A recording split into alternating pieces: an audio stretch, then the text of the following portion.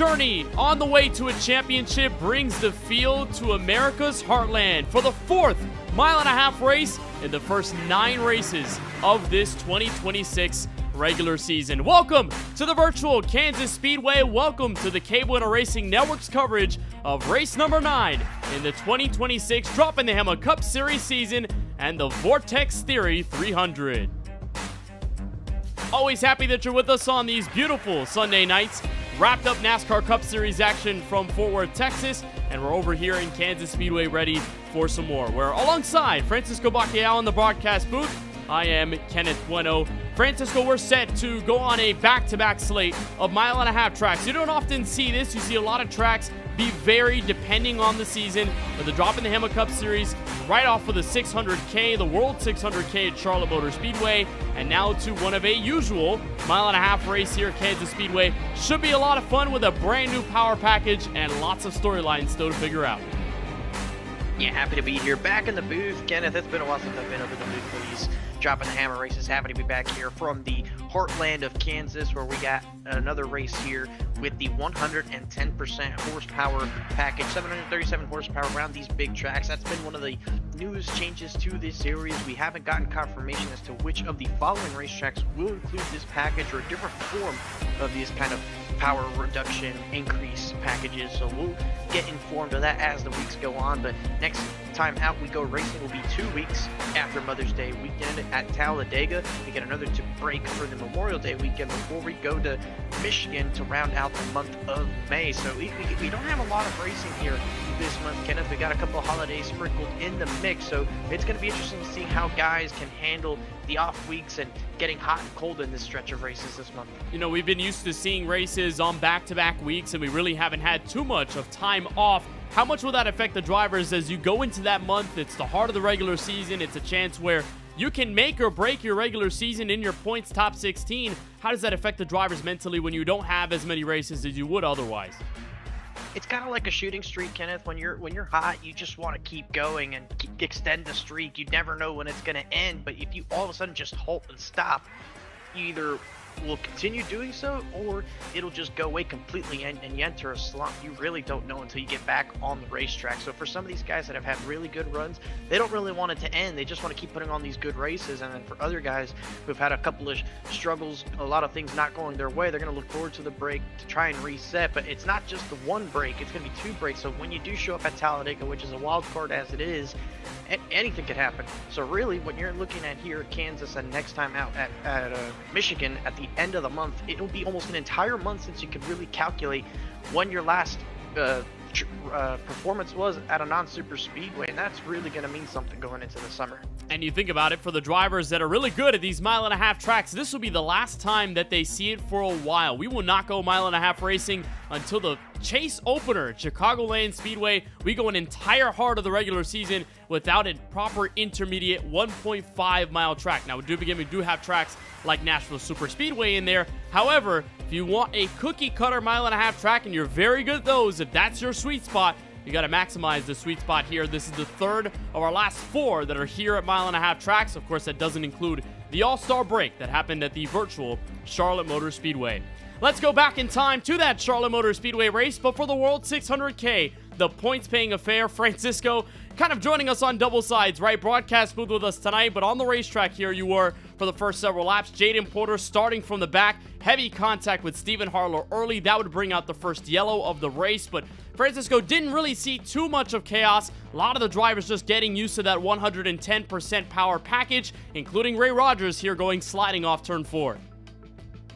Yeah, this package was definitely being challenging for most of the night. We saw a lot of early cautions in that race before we eventually got a long run after this incident with the eventual race winner of the 45 of Cedric Hunter. He would put on a comeback drive after this incident on lap number 25. And after this opening run, at least for me, Kenneth, it was a struggle. I was having to put up a good fight in the early runs, trying to hold off Banks and Durand, and got the lead, kind of drove away. But that second set of Goodyear Eagles, not sure if it was just the track conditions or what, but it just did not agree with the tires on the racetrack. But it was fun out there this first run. Everybody seemed to be trying to learn to the new adjustments and everything that was going on before we eventually made those green flag pit stops. And there you were on pit road. A lot of the drivers taking in their regular stops in that first part of the race. Drivers like Richard Swabley coming in as well. And then trouble off of the corner. Alex Muscarella right behind. Hugh Francisco going for a slide. A great save at the exit of the corner. And then Muscarella under fire for the lead. Stephen Harlow, for the first time in the night, would take over control in the World 600K. And we saw plenty of different drivers at the front of this field. And as the night came through, different phases of driver success would begin to show their cards. Stephen Harlow, the most recent there. And then Bakayao going around there off of turn 2, struggling to get the car off of the outside wall. And then the spin there on the back straightaway would bring out a crucial yellow flag, bringing the field to rest. But Francisco tonight and that night was looking like Cedric Hunter's time to shine. He's become strong all season. Here he was battling for the lead in turn 1. Yeah, and he gets the lead from Stephen Harlow, but it would be short-lived this run because then myself again, getting into trouble off of turn 4. This time I overcorrected into the outside wall. I've been carrying some wheel damage since the beginning of that restart, crossing in through some dirty air. Garrett Walden right there tried to shoot the gap and got myself some meatball damage from that incident. That would end my night. And then Jesse Whittington and the 23 would get into contact there. No caution coming out. And then it was pit stop strategy. Cedric Hunter going for those 4 tires. Jaden Porter electing for 2 tires would give him the track position here.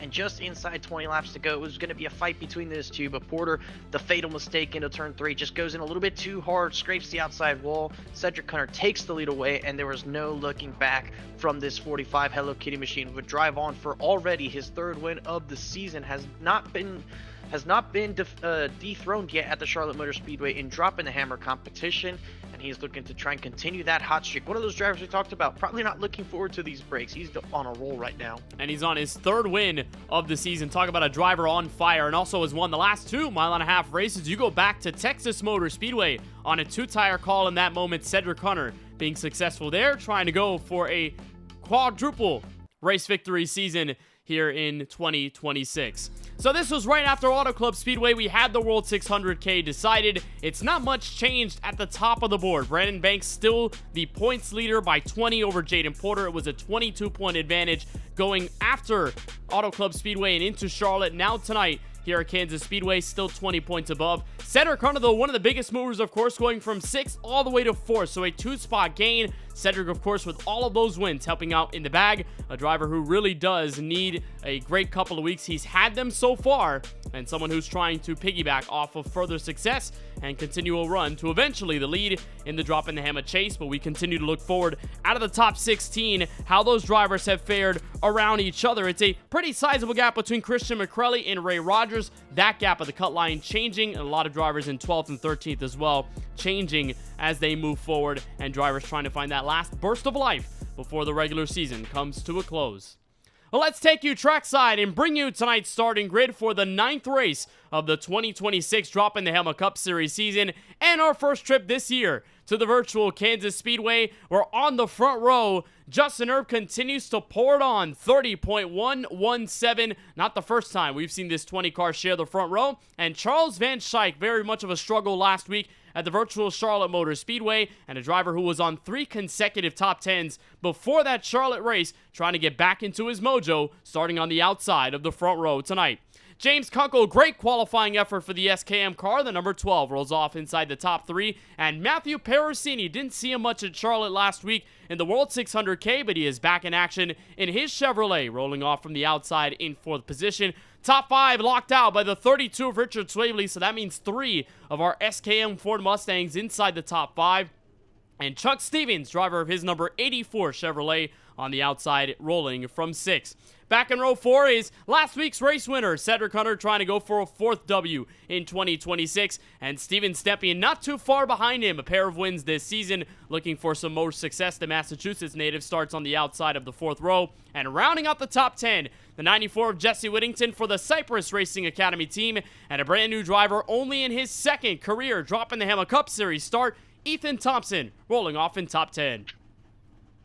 DBR's Kip Easley rolls off in 11th with Sammy Harold, number 42, alongside in 12th. Stephen Harlow still searching for a victory. He's going to be rolling off in 13th with Warren Kyle Keith in the 14th spot. Alex Muscarella had a good run going at Charlotte last week. He's going to be rolling off 15th this time, with Jamal Pugh making his debut in this series, rolling off 16th. Timothy Stubblefield in the 17th spot with Christian Kelly in the 18th position. Ray Rogers rolls off 19th tonight, does not set a qualifying time, with Jaden Porter also electing not to set a qualifying time. He starts from 20th, Kenneth. Driver finishing runner-up at Charlotte Motor Speedway in the World 600K last week. Brandon Banks rolling off from 21st, the defending winner here from Kansas Speedway, trying to go back-to-back at the mile and a halves here in Kansas City. And David Duran, very strong performance at Charlotte Motor Speedway last week, but trying to piggyback off of some of that momentum. Alex Huffman returns to the series in his number 17 from 23rd. Garrett Walden on the outside, flanking in row number 12. Row 13 will feature Daniel Holdcroft in his number 4 car, and Brad Fulham in the 19 machine, 26th place. Behind them, row number 14, Casey Knighton and rookie Dana Shepard in his second Droppin the Hammah Cup Series start as well. Lauren Vincent back in the 07 and 29th. A bit of a miscue from him. Lauren Vincent hasn't been around for a few weeks, but welcome back to the series. And Kevin Roy rounding out our top 30 that roll here from Kansas Speedway.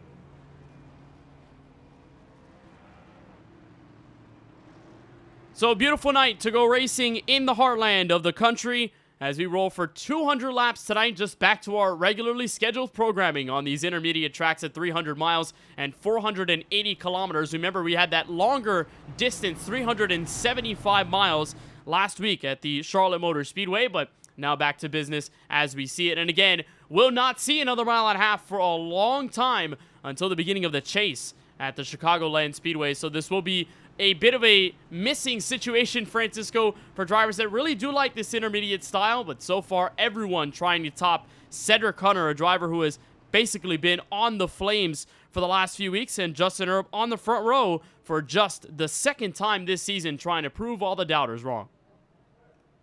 Yeah, it's going to be interesting to see how our drivers managed without an intermediate racetrack after tonight. Normally, it's the track you see the most of throughout an entire set of schedules. We've seen about 4 of them for the opening rounds. This is being the 4th. We've had Las Vegas, Kentucky, Texas, Charlotte. Actually, this being the 5th.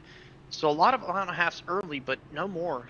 Not properly, like you said, until Chicago to begin the chase. So you have to kind of build your notepad here at Kansas and get ready to Chicago. Very similar styles of racetracks at that, in that they're triovals, and Chicago, and of course having that little bit of a curve down the back straightaway. I don't know, because Cedric Hunter is probably going to be the favorite, you have to say, just given his mile and a half success, but there's plenty of other drivers to probably look at up and down this field. Steven Stempien got that win at the Atlanta Motor Speedway, the Echo Park Raceway in the drafting style. Jaden Porter, the winner of Las Vegas. Brandon Banks, Warren Kyle Keith, who always seem to have speed. It's anybody's game, really, here at Kansas, and with this extra power, it's going to be really, really fast. As there you see on your screen, Richard Swavely embracing the MLB night here from the Kansas Speedway. Kenneth repping the St. Louis Cardinals. One of the very few themed races that we have here in Season 2 of the Droppin the Hammah Cup Series, this being the first of the campaign. And the Cardinals repping with Richard Swavely there on the inside of row number 3. He's one of the first few Ford Mustangs. And again, those 3 SKM Fords, very strong qualifying effort. Not often do you see those cars often packed at the front. Warren Kyle Keith is usually up here as well. But Justin Erb with a great qualifying time puts him on the front row with Charles Van Schaik on the outside. And for the ninth time, we're racing in Season 2, this time from Kansas.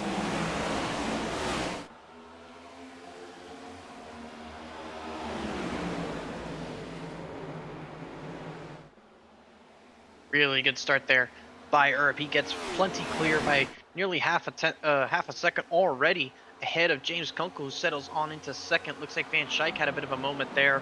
He's going to lose third out to Richard Swavely, who's been putting in some decent runs over the past 2 or 3 weeks. And there's Cedric Hunter already making a charge for the top 5 spot off of turn 4. And through lap number 1, SKM 1, 2, 3. Swavely getting around Van Schaik on the inside. And the driver who started on the outside of the front row already on a backfall here in these first few. So it's top 4 Ford Mustangs. The only other manufacturer being that Hello Kitty Toyota Camry of Cedric Hunter, but a very great start for Erb, stepping out to nearly a full second of a gap before we're even done with lap 2. 0.8 of a second back to James Kunkel, and we saw that a ton, especially at the virtual Kansas Speedway or Virtual Texas Motor Speedway, rather. Driver spent a lot of time at the front of this field before eventually ending up in contact with the Warren Kyle Keith car. And so Herb trying to make sure that this time, this success is carried through for the rest of the race. We saw it especially at Auto Club Speedway as well. Front row starting position for him, and lots of laps spent up at the front of this field that didn't end up in his hands after the strategy call through the rest of the night. Of course, Steven Stepien taking control, but a great jump from Justin Herb early, that 1/8 of a second gap, and already a 10th faster than everybody on the racetrack, rolling through the top 5. So not much battles on the racetrack, everyone all the way in this single file line. And nearly 3 wide where Jaden Porter is. Steven Stepien and Jaden Porter running into tonight as the runner-up car in the point standings. And Francisco, we have mentioned for Jaden the consistency level for that 82 car, and that of course transfers through the rest of the season. But you look at what he did last week, trying to alternatively do a different strategy, pair of tires instead of the quartet, what Cedric Hunter took. And for him, just said that the lines he took in those final few laps were not the right ones. That allowed Cedric to get to the inside, take the race lead, and never look back. But Porter, of course, running off of a strong 2026 rookie campaign, of course, including one of his mile-and-a-half victories at Las Vegas earlier in the year. And now he's looking to the inside of Stepien for a moment. That's for 9th. Remember, Porter started 20th, so he's already gotten himself into the top 10 before lap number 5 in this race. He looks like he has a good car, and he showed he had a strong car when he ran here in 4 wide a few weeks ago, so no surprise to see the 82 trying to work his way to the front. I was in his ear after I was out of the race, just trying to help the 82 go to victory lane last week, trying to see if he can run different lines, search for different lines, let him do his job, but it just wasn't enough for Porter to get the victory, and he had a heartbreaking loss middle of the week. Kenneth just was out there going for that championship in the 4 wide racing TJ's team series. Unfortunately, on the final lap, it came undone, so you definitely have to think that it's in his rearview mirror, at least here in Droppin the Hammah, but he's definitely going to show that aggression to try and go after a race win and try and salt the wound. And this is now the 6th consecutive Droppin the Hammah Cup Series race where Porter has had to roll from the outside of the top 10. His deepest start this season being last week at Charlotte. We mentioned that early crash with Stephen Harlow off of turn 4. That was him trying to desperately gain track position early in the stage of that race. He started back in 20th. Of course, we mentioned came back to finish runner-up to Cedric Hunter. You're watching on the left side of your screen now, has moved his way up to 4th and trying to make moves on Charles Van Schaik in the running for the top 3. However, Porter has spent a majority of this season working from behind, qualifying not being a strong suit for the Kentucky native, and now darting on the inside of a driver he has spent a lot of times battling with over the course of the year, and Steven Stepien from the outside in turns 1 and 2. The only other time that we've seen Porter try and qualify at the front, he's done it twice this season. The first time was Las Vegas in that eventual race victory. Told us how important track position was in that qualifying session. And then the next week poured on a 5th place start to end up runner-up at the virtual Iowa Speedway, a track and a race that ultimately came down to tire wear and making sure the tires didn't blow up from underneath the cars, and one that Cedric Hunter was able to win. But we'll keep an eye on the driver now runner-up in Droppin the Hammah Cup Series standings, trying to continue a level of consistency after his top 10 streak was broken with a 15th in late March at Texas Motor Speedway, a race that also Cedric Hunter visited Droppin the Hammah victory lane. So we'll keep an eye. Richard Swavely in trouble off of turn 4, and around he goes in front of his teammate Warren Kyle Keith. Another car involved. Muscarella spins, first yellow out, 10 laps into the race. Oh, and more drivers keep getting involved. There's the 48 of Muscarella, the 24 of Keith, the 07 of Vincent. I think Daniel Holdcroft got a piece of it as well. You saw it live there. We really kind of both caught it just as it was going on, as the battle was heating up just inside the top 10. And already about 5 vehicles find themselves with some pretty significant damage. So we'll take a second look. And this almost reminds me, Francisco, of the few incidents we've seen with Hunter in the middle of the corner. Car just stepped out, logged up the lane, and then inside went Kip Easley, Steven Stepien. And this is really where the concern begins for the St. Louis Cardinals native. And Carr just stepped out from underneath him, tried to save it. His teammate nowhere to go. And then the secondary hit, collateral damage after that, Muscarella. And a few others getting involved. There's Vincent, hard hit. And nowhere for Brad Fulham to a fair. So it's about 5 cars that are involved in a singular incident coming into turn 3. And we have some pit stops here. A bit surprising, I must say, as there's the onboard from Keith. Nothing really he could do from there. Tries to go on the inside, gets hit by Muscarella into Holdcroft. Then the apron kind of brings him up the racetrack. Looks like Craig Parks got a piece of it in his, or Alex Huffman in the 17 gets a piece of. We do have a couple of stoppers that include Cedric Hunter's number 45, Perusini's 96, Van Schaik's 23. Interesting call here, Kenneth. We ran only about 9 green flag laps there prior to that incident, so I don't think it's necessarily for at least an aim to take tires, even if the stop times could indicate it. So we do have 7 extra sets of tires, I believe, sitting in the pits. So a little early to use one, maybe, but maybe also if with the amount of green flag laps we've seen here at this race, in these races the last couple of weeks, maybe you don't have to exactly save a set, if you know what I mean. Well, would you be surprised here that Cedric Hunter took what appears to be 4 fresh tires? That was a 13.4 second stop, and apart from Jaden Porter and maybe a few others, most of them for damage repair, those are 3 cars from Hunter, Porter, and now Sammy Harrell to have at least a 4-tire indicated stop on pit road. I mean, we did see a lot of top-off calls from Cedric Hunter earlier in the Charlotte World 600K last Sunday, but are you surprised that a slap of tires is necessary here, only 11 laps in? It will surprise me if they really did. Like I said, we don't have anything to really indicate otherwise besides the time they're stopped into the pit stall. We don't get told on our information sheet whether it's any tires, 2 tires, 4 tires. So we're just going off stop time. And the stop time would indicate that they took tires, definitely 4. Though I don't know. You see a driver like Ray Rogers, he's listed as 10.1. He probably did take 2 tires in that 51 machine to try and make up some track position. I just don't know if Porter and Hunter elected to actually bolt on those 4 fresh tires onto their race cars this early in the race. We'll probably have to find out over the next course of the run. And we'll see, of course, how they respond here in this run, whether that tire difference is going to be enough to make a huge charge through the field or whether it's going to stabilize in track position. We have seen a lot of those tire calls happen before where it takes about a few laps for those 4-tire cars to move their way through the field. And this next-gen car that all about air recent updates have enabled track position to be much more important than it ever has been on iRacing. And now you're looking at that possibility of Porter or Hunter and those few who did take tires on the stop get trapped back in traffic. As we sit right now, Cedric Hunter is going to be the highest runner of those cars who did come down. He'll restart in 15th. So a pair of teammates on the front row through the Sunoco restart zone.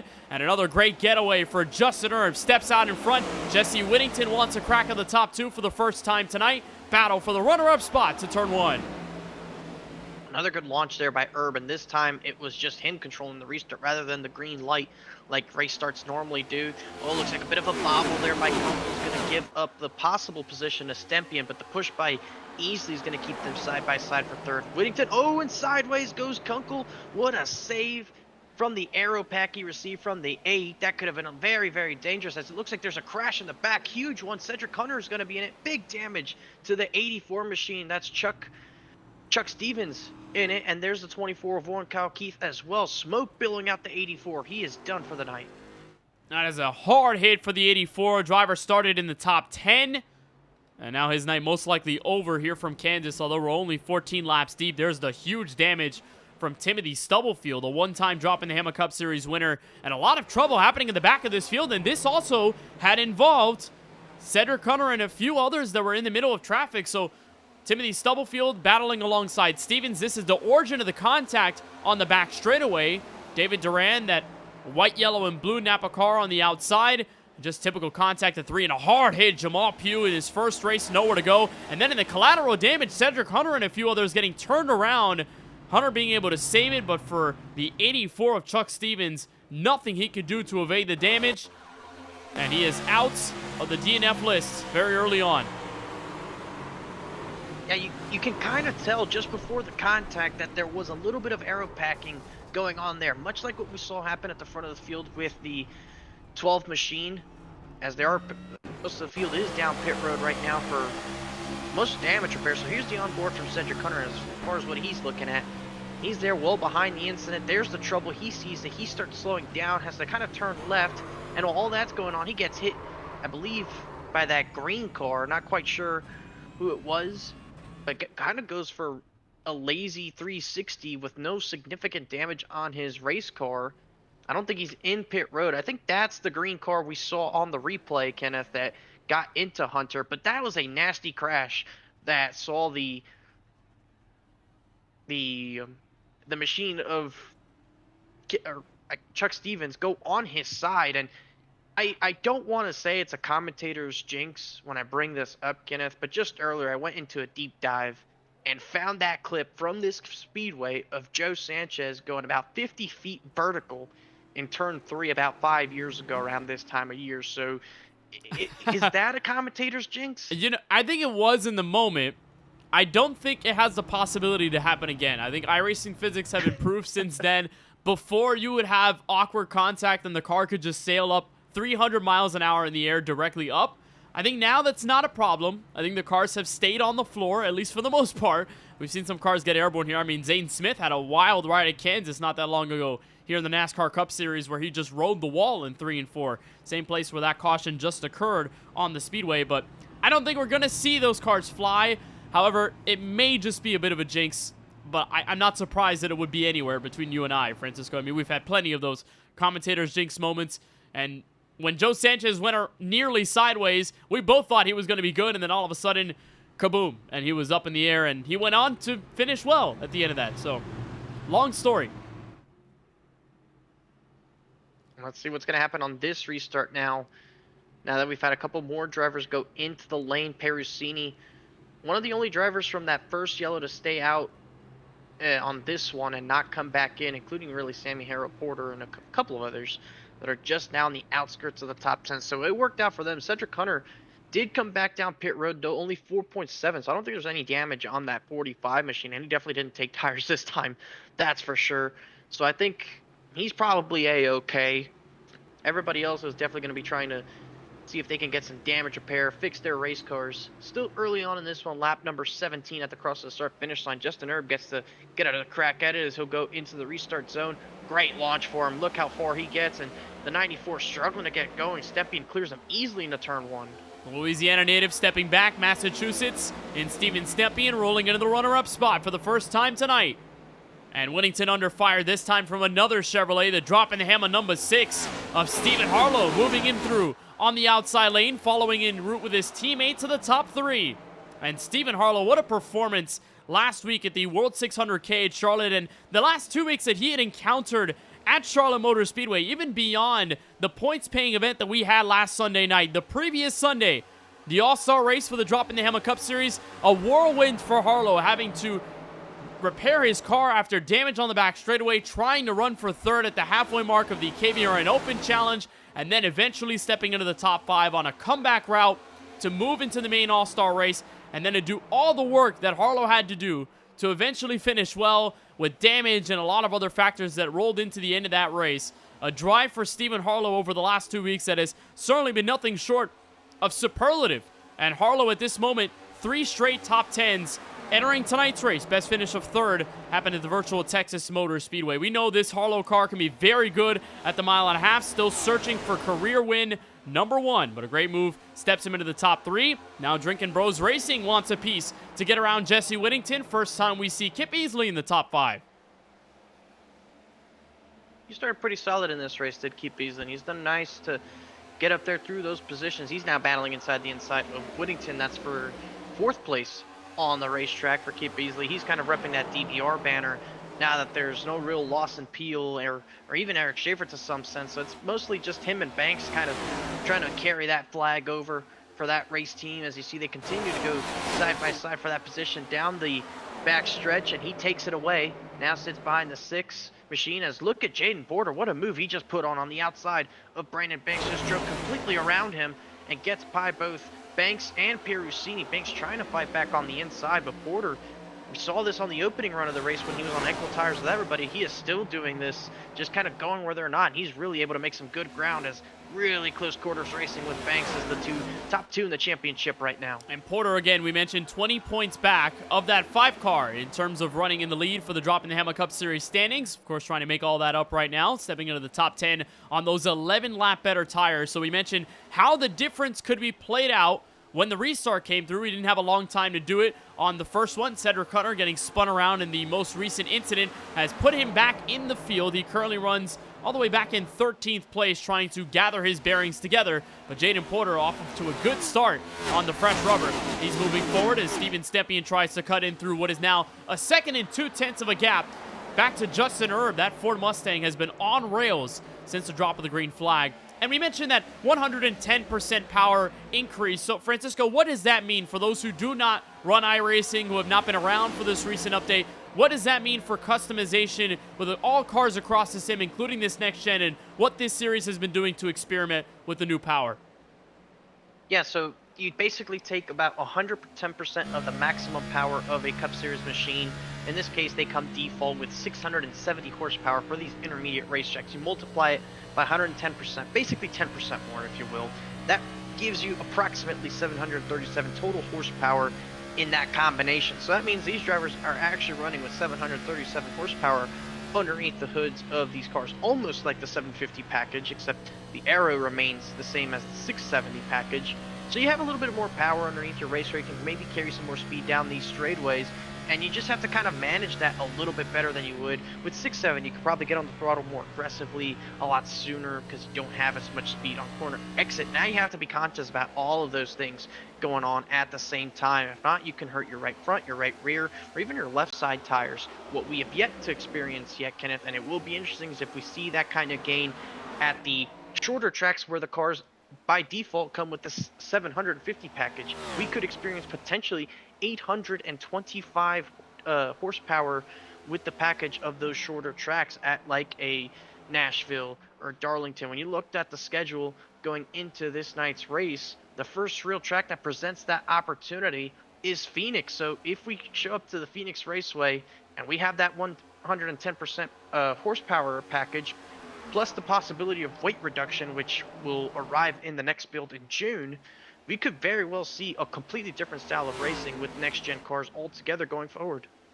And that's been very exciting for a lot of the drivers in this series once they found out about the opportunity to extend the power. And a lot of other leagues that run NASCAR stock cars, especially this next-gen car, have been playing around with the idea of adding more power, and a lot of questions out there as to whether more power in a similar configuration with this next-gen car could help it race better, help it handle better, and help it be more of a hard-to-drive car versus what a lot of people claim to be a rather easy car to drive and all about aerodynamics and the dirty air that comes from behind of a race car when it is at full song. So it's been fun to see the experimentation with the driver base, and of course also planning to potentially implement this on super speedways. So instead of 510 horsepower with a large spoiler, you would have 561 horsepower. May not make a big difference on the map when you look at it for a first glance, but for drivers feeling it behind the wheel, definitely does take a big step forward in the handling. And of course the power increase changes the dynamics of the car, not only by itself, but in the traffic. The All-Star race was a very big opportunity for drivers to learn about what this car was doing at Charlotte Motor Speedway, then opportunistic opportunity there in the World 600K, and now here from Kansas, replicating the same 110% power increase for the usual 670 power. You watch on the left side of your screen, that's the race leader, Justin Erb. He has led every single lap tonight on 29 complete. Here in the Vortex Theory 300 from Kansas, battle for position further behind, but Steven Stepien Francisco is starting to mount a charge. He is quicker than the race leader by a few hundredths of a second, and he's now within 3/10 back to the turn 3. And let's see what he's doing here as we remain on board with Stepien on the right side of the screen. Erb was able to get some really good lap times out in that clean air, got over a second out there. But we've seen Justin Erb in the past at other racetracks just not really able to save his tires just as effectively as some of the contenders have. It's going to be interesting to see how he plays his defense on this racetrack. You see the line Stepien turn. Look how loose Erb got off of turn 2. Stepien got a little bit sideways, certainly not as much as that 20. That kind of reminds me of how I was handling last week at Charlotte. It was just very, very loose off these corners, wanting to step out. And this car doesn't like it, Kenneth. This next-gen car does not like being loose. It kind of comes around on you, kind of like cars earlier today at Texas were doing. It just steps out, nothing you can really do about it. Huge run by Stepien going to turn 1. Erb is not going to want to put his race car immediately in front of this 88. It could otherwise send him going around. And Stepien now has to take use of this opportunity here. Big run off of turn 2. Chance for him to sling underneath in turn 3. And thinks better of it. Uses that high side. And again, the clean air that has been so important with these next-gen cars. If you can find a way to get that clean pocket of air on the front nose, this car could get just a bit faster. And now rolling from the outside, Stepien makes his move. Tussling from the high side in turn 1. Battle for the lead for the first time tonight. And he's going to hang on to the quarter panel. So he's got the spot. A loose Herb is probably going to have to lift off the throttle a little bit. Advantage Steven Stempien down this back straightaway. And oh, Perusini with a moment. He's spinning down the back straightaway. Huge hit to the inside wall. And will that bring out the yellow that's under the racing line? So at the moment, we'll stay green. And the battle for the top spot continues. Stempien remains on the top shelf. Herb is fighting back on the bottom, crossing the line lap 33. And this will be the first lap that Justin Herb does not lead tonight. He was over 87 laps led in his Droppin' the Hammah Cup Series season for 2026. Riding the quarter panel of Stempien's car at the exit of 2. Porter's loose on the back straightaway, but new race leader from Kansas, it's Steven Stempien. Porter had a moment. I think Alex Huffman may have also had a moment. There's a couple of cars struggling off of turn 2 over the past 2 laps, Kenneth.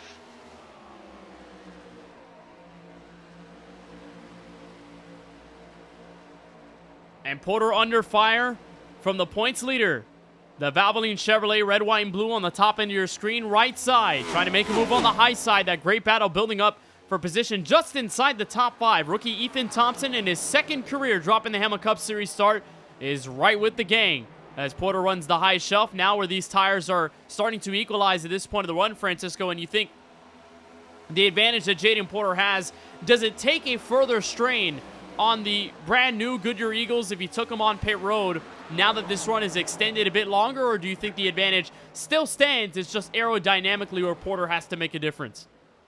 I think he just had that one moment that got away from him. He lost those spots. He was up in the 4th spot, closing in on what was Stephen Harlow at the moment.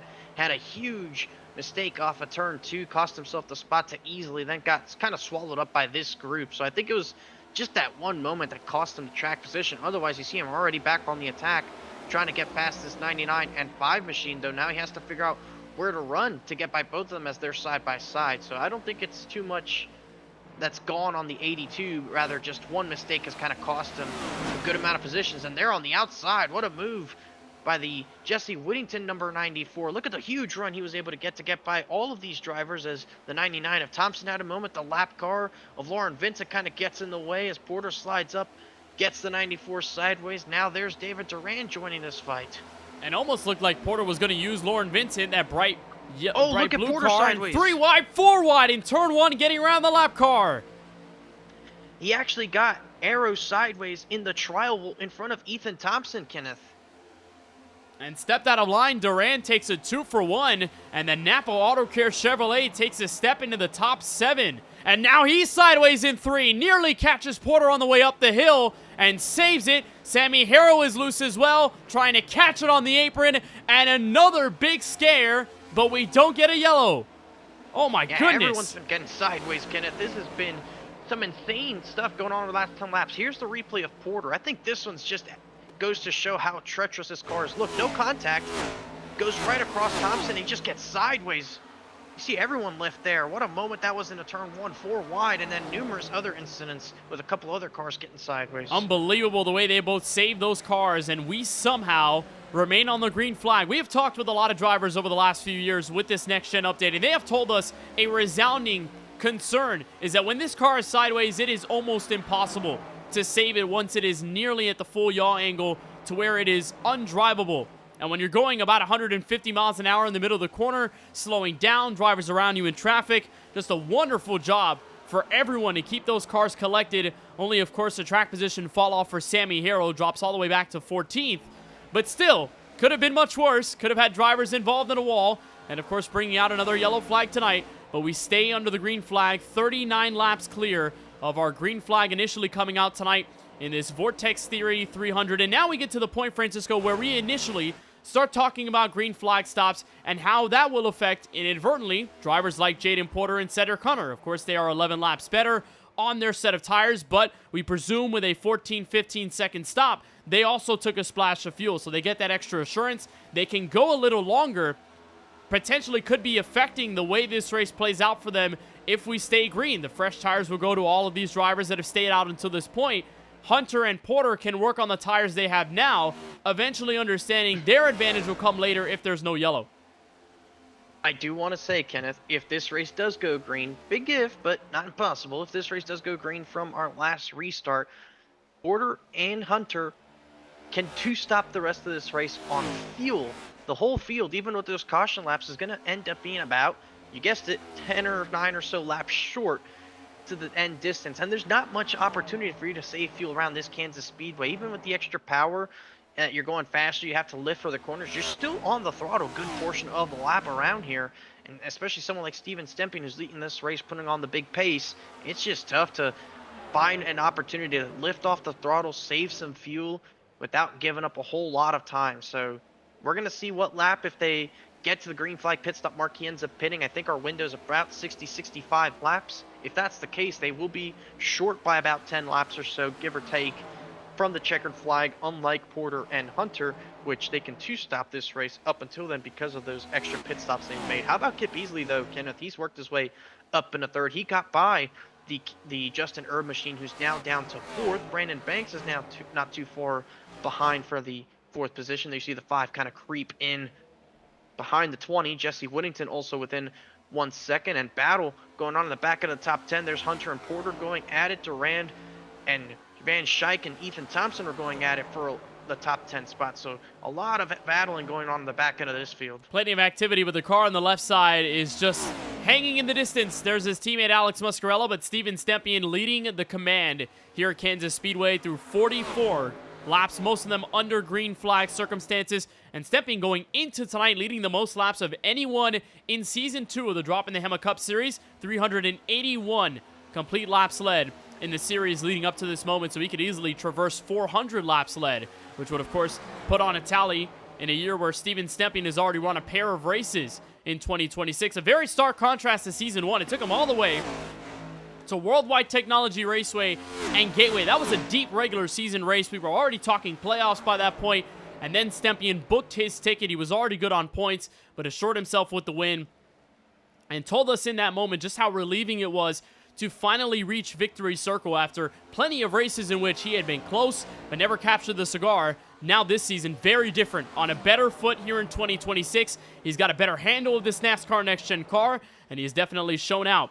especially now with no Lawson Peel in the field. So a big force taken out of the solar system here in the Droppin' the Hammah Cup Series, but Stempien now clear by nearly a full second, 8/10 separating himself and his teammate in the 6th car, Stephen Harlow, running back a few car lengths, and Kip easily now 1.5 seconds back inside the top 3. You look at Ethan Thompson in his second career start back in 11th. Charles Van Schaik making his move into the top 10. And for Charles Van Schaik, I mean, that was the curse of no yellow coming out. We mentioned there with Sammy Harrow getting sideways and the yellow didn't fly.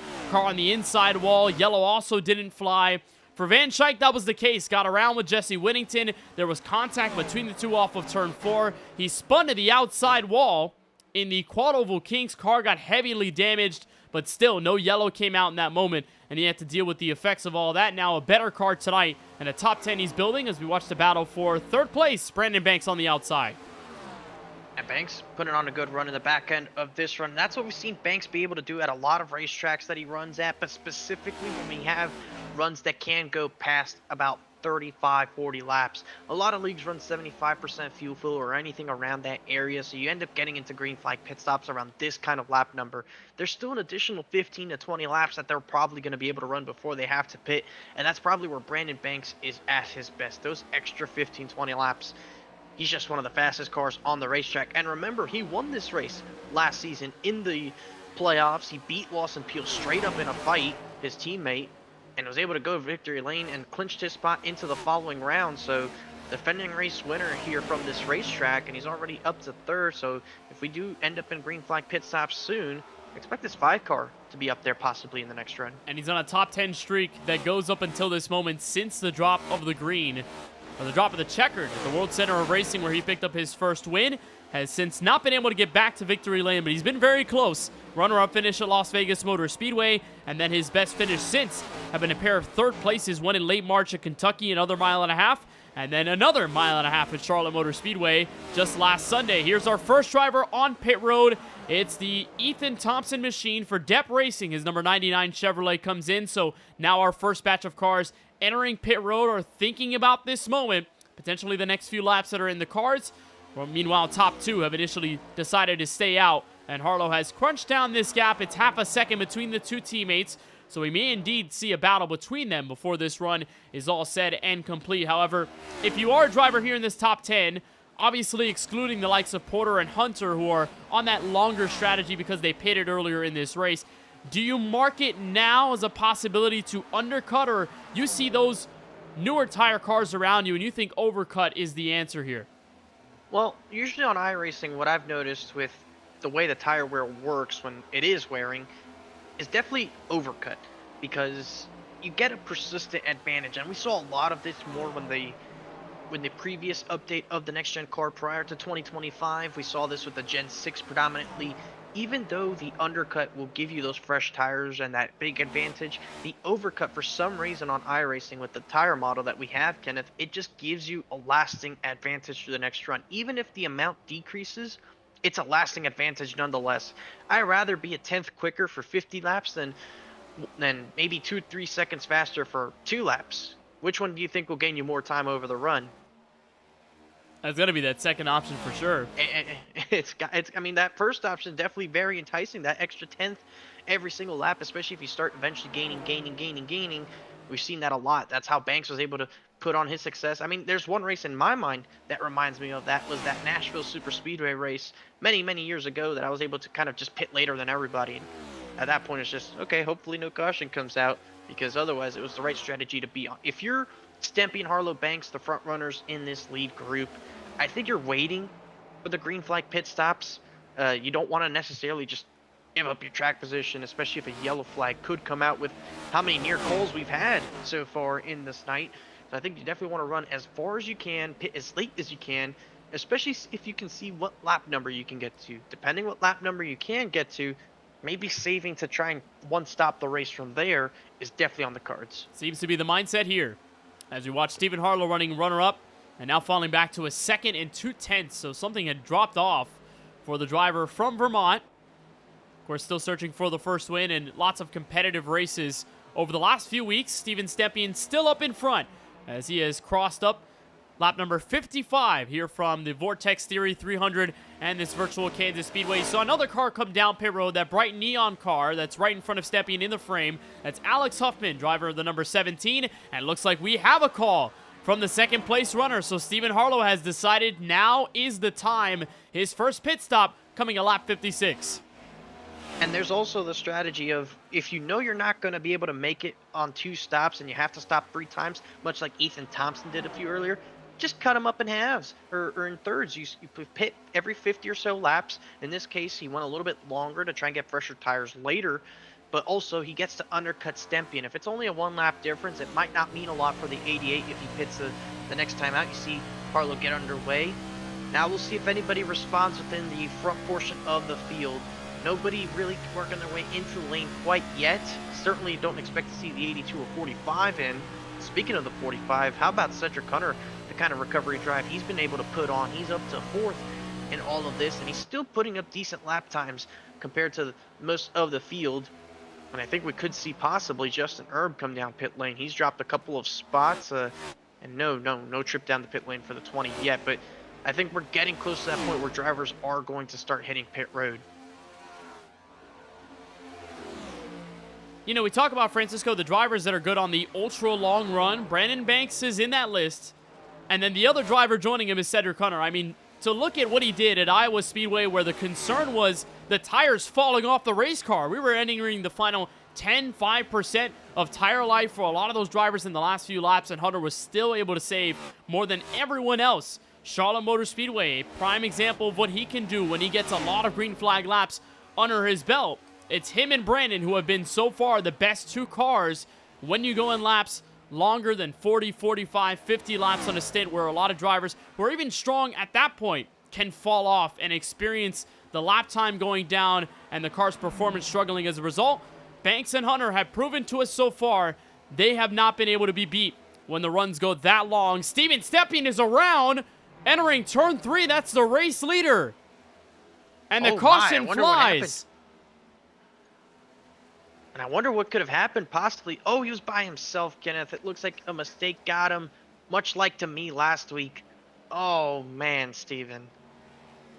And that's heavy right front damage on his Droppin the Hammah Chevrolet. He was in the race lead clearly by more than 2 seconds over Brandon Banks. And this crucial yellow in the middle of our green flag strategy involves one of our dominant drivers of the night. That overhead's going to show it really well, Kenneth. He was by himself. He was drifting up the racetrack. And turn 2 is tricky. When you get long enough into a run, you just start getting sideways close to the wall, and it kind of stepped out on him. And it was exactly like my turn 4 incident. You see right there, just gets loose, overcorrects it into the wall, and then just starts to spin down the racetrack. And as he gets it, as the tires kind of pick it up, he spins back up close enough to the track for the yellow to come out. But unfortunately for him, that's going to be damage done. If you can see it from above, it really kind of paints the story clearly on how he gets sideways. You see him working off turn 2 there, gets a little bit sideways, immediately corrects it to the right, kind of breaks the suspension on his car. And then everything else just probably just trying to get it out of the way.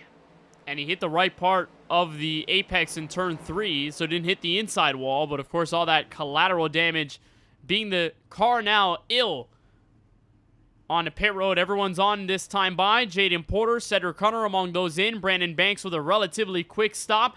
That's going to be a 14.8 second run. Kip Easley behind. Hunter's going to make it a proper fight, and Brandon Banks, for the first time tonight, will take the race lead off of pit road. So off of Steven Stempion's mistake, it was the right time for the yellow to fly for a lot of these drivers who were on the back end of their tire set. And now for Hunter, Porter taking on the second set, and the rest of them on their first. Now you just gave the defending race winner the race lead here to start a run. So we're going to see how he's able to perform in the clean air in this next one. But Steven Stempion, you're going to be a heartbreaker. He's not out of this race by any means, but that front end damage with horsepower, with the aero that we have here, it's just going to really hurt his chances of making a comeback effort, at least right now. The damage is getting repaired, I must say. The front looks clean. The right front's getting fixed. It's going to come down to how much is that engine hurt. So we got a moment to talk with Steven Stempion right now. Steven, you got a copy with us? I do. So, Steven, we saw you there, race lead, going sideways off of turn 2. What did you feel there from the car as it stepped out of line? Not much, just a quick jerk, so it is what it is. What's the damage like on the car? Is it too much to repair, or is it a car that it's still worthy of coming back on the track? I got another 140 left. I'm just going to fix it and hope for a couple cautions. All right, well, Steven, a tough break here early at Kansas. Hopefully you're able to get it back going. Best of luck for the rest of the night. Appreciate you guys. Obviously, disappointment there for Steven Stempion leading the race. I mean, you're in clean air. You're all by yourself. You're getting ready for the pit stop. And all of a sudden, it's the car stepping out. Extra power here in these cars, and the drivers did have a lot of time to practice with the setup an hour before qualifying went up at around 8:20. But of course, it can still catch you at the wrong moments, and Stempion tried to save it, just overcorrected, and the car ended up in the wall. We'll keep an eye on that Droppin the Hammah 88, but for right now, not in contention to win tonight's affair in the Vortex Theory 300. So, Drinkin' Bros Racing, pair of them on the front row. Brandon Banks leading for the first time tonight. And the green flag restart gets the Valvoline machine up in front. Cedric Hunter takes a nudge underneath. Jaden Porter was set to follow at the exit of 2. 1, 2, 3, the top 4 drivers in the championship. Owen Banks had a moment at the front of the field. Here now comes Cedric Hunter with a run to the inside, challenging for the top spot. Porter's going to try to go around the outside. Look at the move. The 82 goes 3 wide for the lead. Firing underneath. Hunter takes the lead. Porter with a chance to respond, and Porter's there. Now he's got to look at the quarter panel. They'll take it side by side to turn 1. And can the Ally Chevrolet take control for the first time tonight? It's a resounding yes. Jaden Porter to the lead for the first time from Kansas. They're going to get around Steven Stempion there, who's just rejoining the racetrack. He's now 3 laps down, is the 88. He's going to join right in front of Banks and most of the drivers inside this top 5. A little bit of an awkward place to rejoin the racetrack. Stempion's goal, if he can, is to unlap himself, get back to 2 laps down. At 3 laps down, it's going to be very difficult for him to make any sort of comeback in this race. But you see the field kind of stack up behind the 88. Now Erb looking to try and make a move on Banks. David Durant has worked his way up into the top 5 What a hectic restart this was as Banks has him another movement off of turn 2. Now Herb goes by for third. Duran making a move through on the high side. Then Napa Auto Care Chevrolet taking a surge up through. And of course, Stempien just getting off of the damage repair can play a big role in all this. Just getting around the outside of Cedric Hunter. That attempt to make himself 2 laps down, but he's got 2 more cars that he needs to beat for the SKM Lucky Dog if another yellow does fly. Warren Kyle Keith is the first, and James Kunkel, who started very much at the top of this field to begin, he's dropped to 21st, 1 lap down. Cedric Hunter fighting against Stempien there. That's a lead lap and lap car machine. And then a 3-way fight for 3rd place. Justin Erb in the middle. Brandon Banks looking from the inside. And Duran shooting from the top shelf. Looking for the top spot. On the outside, he's got it. Kip easily to the bottom. And it's a 4-car race. Duran tagged the wall off of 4, kind of ruined the momentum he could have carried off the corner. But this is what I was talking about, the way the rejoin was. It kind of was a bit of an awkward spot, and I think Porter saw that, tried to let up, and now Stempien's going to have a run to try and unlap himself to put him 2 laps down. We'll see how aggressive he races here later. But does he have enough steam in the tank to be able to catch up to Jaden Porter and make his way up front? Yes, he does. So he does unlap himself. It'll be 2 laps down. But you got to ask, how much can Stempien pull away from the rest of this field, and does he require a very quick yellow, or if a long run kicks in, is it just worse for wear? For the Methuen, Massachusetts native, Brandon Banks ahead of steam in 1 and 2, got around Cedric Hunter, making a look from the outside on Jaden Porter. What a drive on the first half of the circuit, taking a look in turn 3, and he's got the preferred line for the momentum. Porter fights back from the white line. Not the first time we see these two go at it mano-a-mano for the lead. Porter noses ahead to the start-finish line. 3 Musketeers, if you will, in this series in 2026 find themselves in this top 3, all battling for the position early on in this run. And Porter is able to maintain that top spot, kind of fends off the challenges. Nobody really able to get away on this particular run, but it was still early days here. Just 8 laps since they were last down pit road, so really aggressive stuff. Let's see if anybody tries to take it down a notch, save those tires to make sure they have something for the long run. We know we're always going to get one in this series at these intermediate racetracks. Question is, who's going to be the first to really start to show their advantage with those tires? You see Banks really not willing to give it up, just switches his lane, tries to go right around the outside, and he's there again. Looking at the quarter panel, trying to get that 28, or 82 rather, dragged back on the back straightaway. Cedric Hunter just eagerly watching from the 3rd place spot. A possibility he can sneak in, and these two drivers tangle a little too aggressively. And right behind them, David Duran and Kip Easley continue to do battle for the top 5. Nearly Doring on the front straightaway. Banks has a nose in front. He'll lead the lap at lap 70. 30 laps from halfway. And once again, the top 2 in the championship meet again. Banks this time has the momentum. He's got the better run. He's got the race lead. And look at Hunter's run. He's got enough momentum to go to the inside of Porter into turn 3. And don't look now, Durand is in 4th. Remember, he did get the wall there that one time, making that 3-wide move for a position, but he's maintained himself inside the top 5 spot. Porter tries to clear on Hunter, but he is not. In fact, he drug himself back in the process to maintain himself in the fight for 2nd for the time being.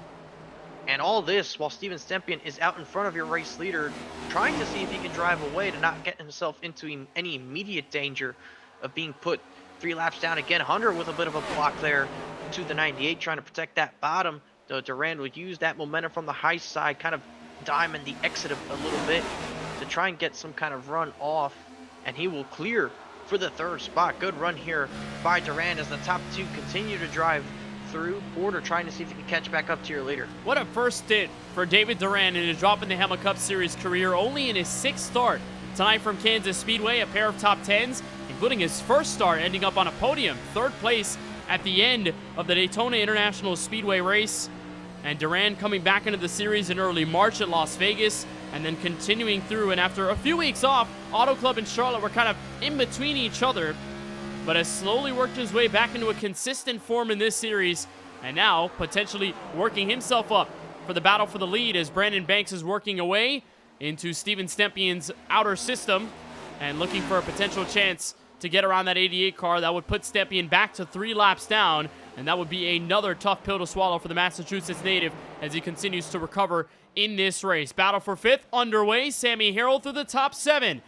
That red and yellow Bucky's Toyota Camry stepping into the top 10 for for the first time after kind of being shuffled out of line. We saw him get sideways earlier in this race in what would have been an almost yellow flag in the early run, but has done a nice job to recover as Justin Earn makes a move on the high shelf, pivoting on Kip Easley to make that move. Can't quite sneak into the top 5, and everyone's single file for the moment at lap number 75. So you watch our top 4, 3 of them qualified into the Noble 5 next race, which is at Indianapolis Motor Speedway. That'll be many weeks from now, deep in the regular campaign. Had a chance, though, at $50 for the win if they got the W at Charlotte Motor Speedway. Of course, Cedric qualifying for the next round from that Charlotte win. But Banks and Porter just barely missing out, even though they had strong races at the end and trying to capture what would be for Porter and Banks their second Droppin the Hammah Cup Series win of the 2026 season, and a very good jump for Banks to get around Porter. He's 3/10 clear, everyone running that first seam on the bottom of the racetrack. Kenneth, sometimes I like producing chaos. That Indianapolis race looks very, very, very inviting. If I can do my job at Indianapolis and not whatever I did last week, I can raise the stakes up to $150 for Talladega. What do you think that will do to the mindset of those drivers? I think that would make them very desperate for some cash. And I think the answer to the question, what would you do with the money, would be way more enticing than what we usually get when it's $25, sometimes even $50 that's up for grabs. Some drivers will like to pocket it. Jaden Porter told us when he won the All-Star race and he won the cash prize then, he would probably DoorDash a meal to his house in the hours after the race was over. I'm very curious about what 150 would do to drivers, and understanding as well the desperation that comes from a playoff system. Win and you're in, that's not there anymore. So you got to be consistent all year. If a driver who hasn't been in contention for the chase all season has a chance to win $150, probably bet your bottom dollar literally that they would do whatever possible to win that cash prize. What would you do with that money, Kenneth? I want to know what you would do. See, that's a very good question. I haven't thought of any answer. I'm kind of like Lost in Peel during 4-Wide Playoff Media Day. I kind of have no answer for you. You may have to give me time on that, I will say. Okay. So what would you do with 150 if you had the chance? If I had $150, I would probably use it to buy any kind of race tickets for any races I think about going. That means I don't have to count on the hard-earned paycheck to say, hey, I'm going to this race. It's money that I raced through, in a race and got the victory, and can say, okay, I'm going to use it on this now. So kind of like a recycling, if you will. Okay, reinvesting the business. I may have to take you up on that offer as well. I might just go buy race tickets. If I had $150 in my pocket before November, I would have close to full ticket, full weekend passes. Maybe I'd splurge it on a flight. That may be too much money, but 150 would definitely lower the overall cost to come to Miami. Oh, absolutely. And join in that championship race at Homestead. Not reinvesting in the business. We're not reinvesting in iRacing, but we're reinvesting in motorsport. So I guess it is, in a way. It counts. I think we should count it. All right. On board Luca Garrett Walden, driver of his number 43, stepping into the top 10. Very consistent start to the season. You get a look of his Charlie Byer photography onboard camera just locked in, trying to catch up to Sammy Harrell, who dropped from 7th to 9th on the racetrack. And if you want to know an update on where the other drivers who are up at the front of this field were at, Stephen Harlow was one of them. Remember, he was runner-up to Steven Stepping in that opening portion of the run. He has now moved up to 8th, so a recovery drive for Harlow that's intact right now. And Walden, the onboard look, a very good shot of what you kind of expect to see at these mile-and-a-halfs with this brand-new power package, riding the top of 5th gear before you get out to turn 1. So it's very fun to watch what the drivers have been able to do with the extra horsepower underneath the hoods of these NASCAR Cup Series cars. Swinging to the bottom for 3rd, Jaden Porter out of shape. Hunter making a move to the inside. Yeah, Porter's kind of been uncomfortable with that car off of turn 2 for most of the night here. Has had really good restarts, but he has a car, just not really handling-wise there for him.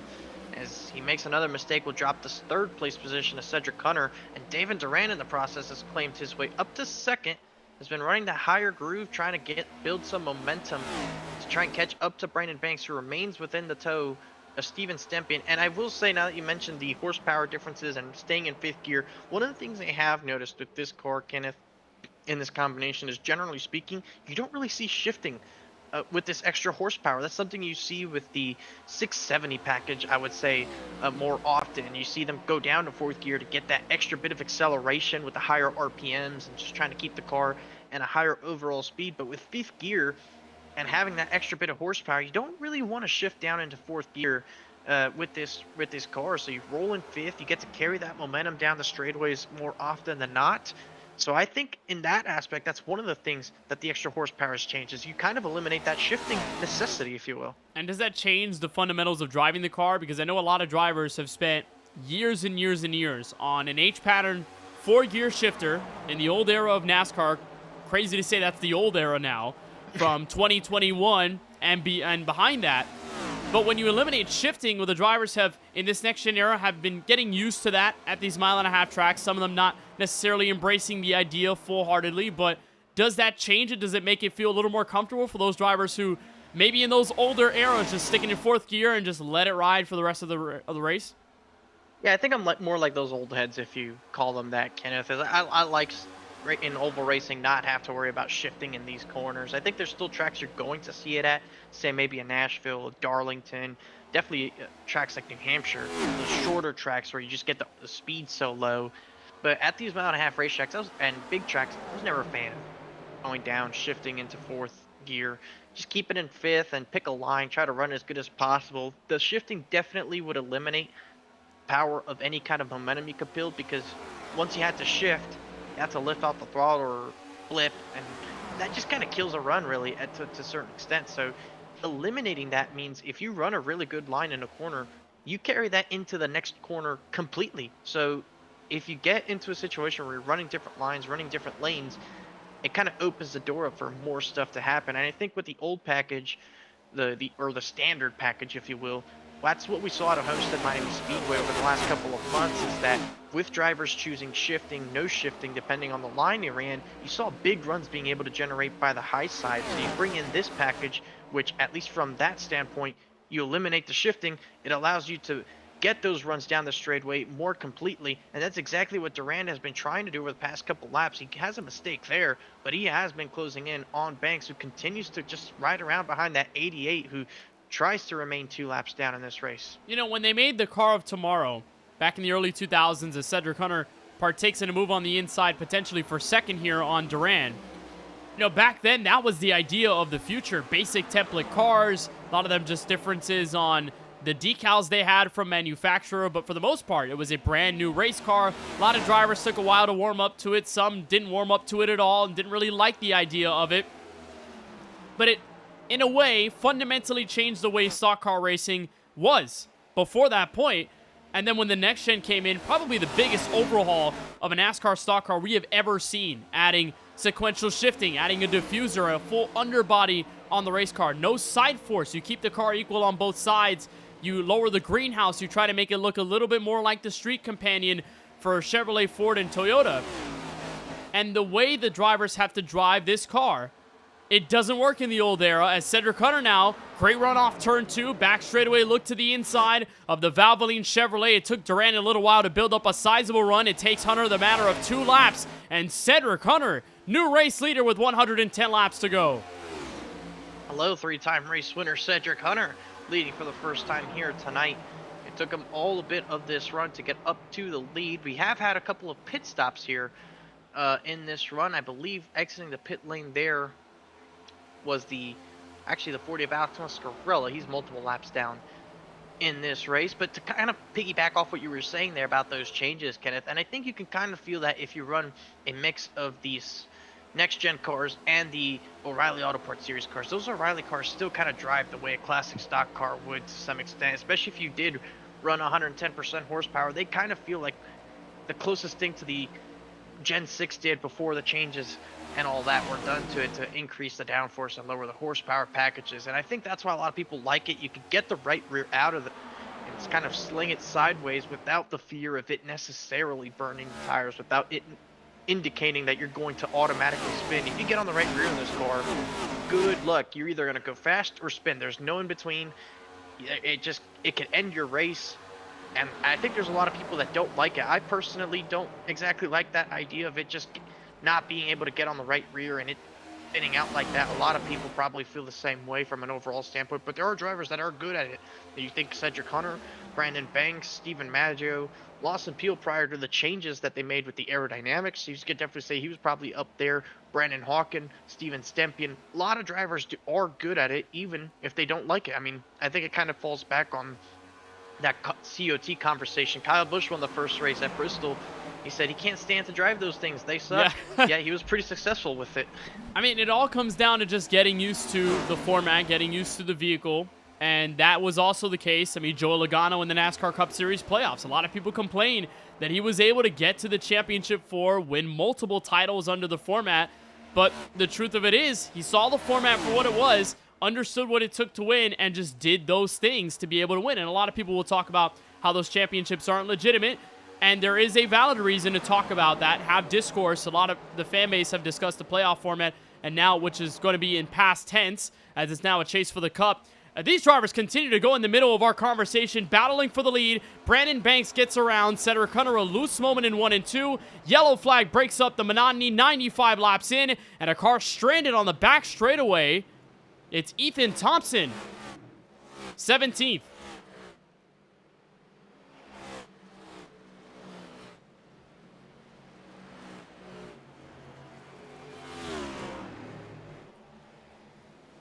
So after the battle for the lead, lots of running through the field.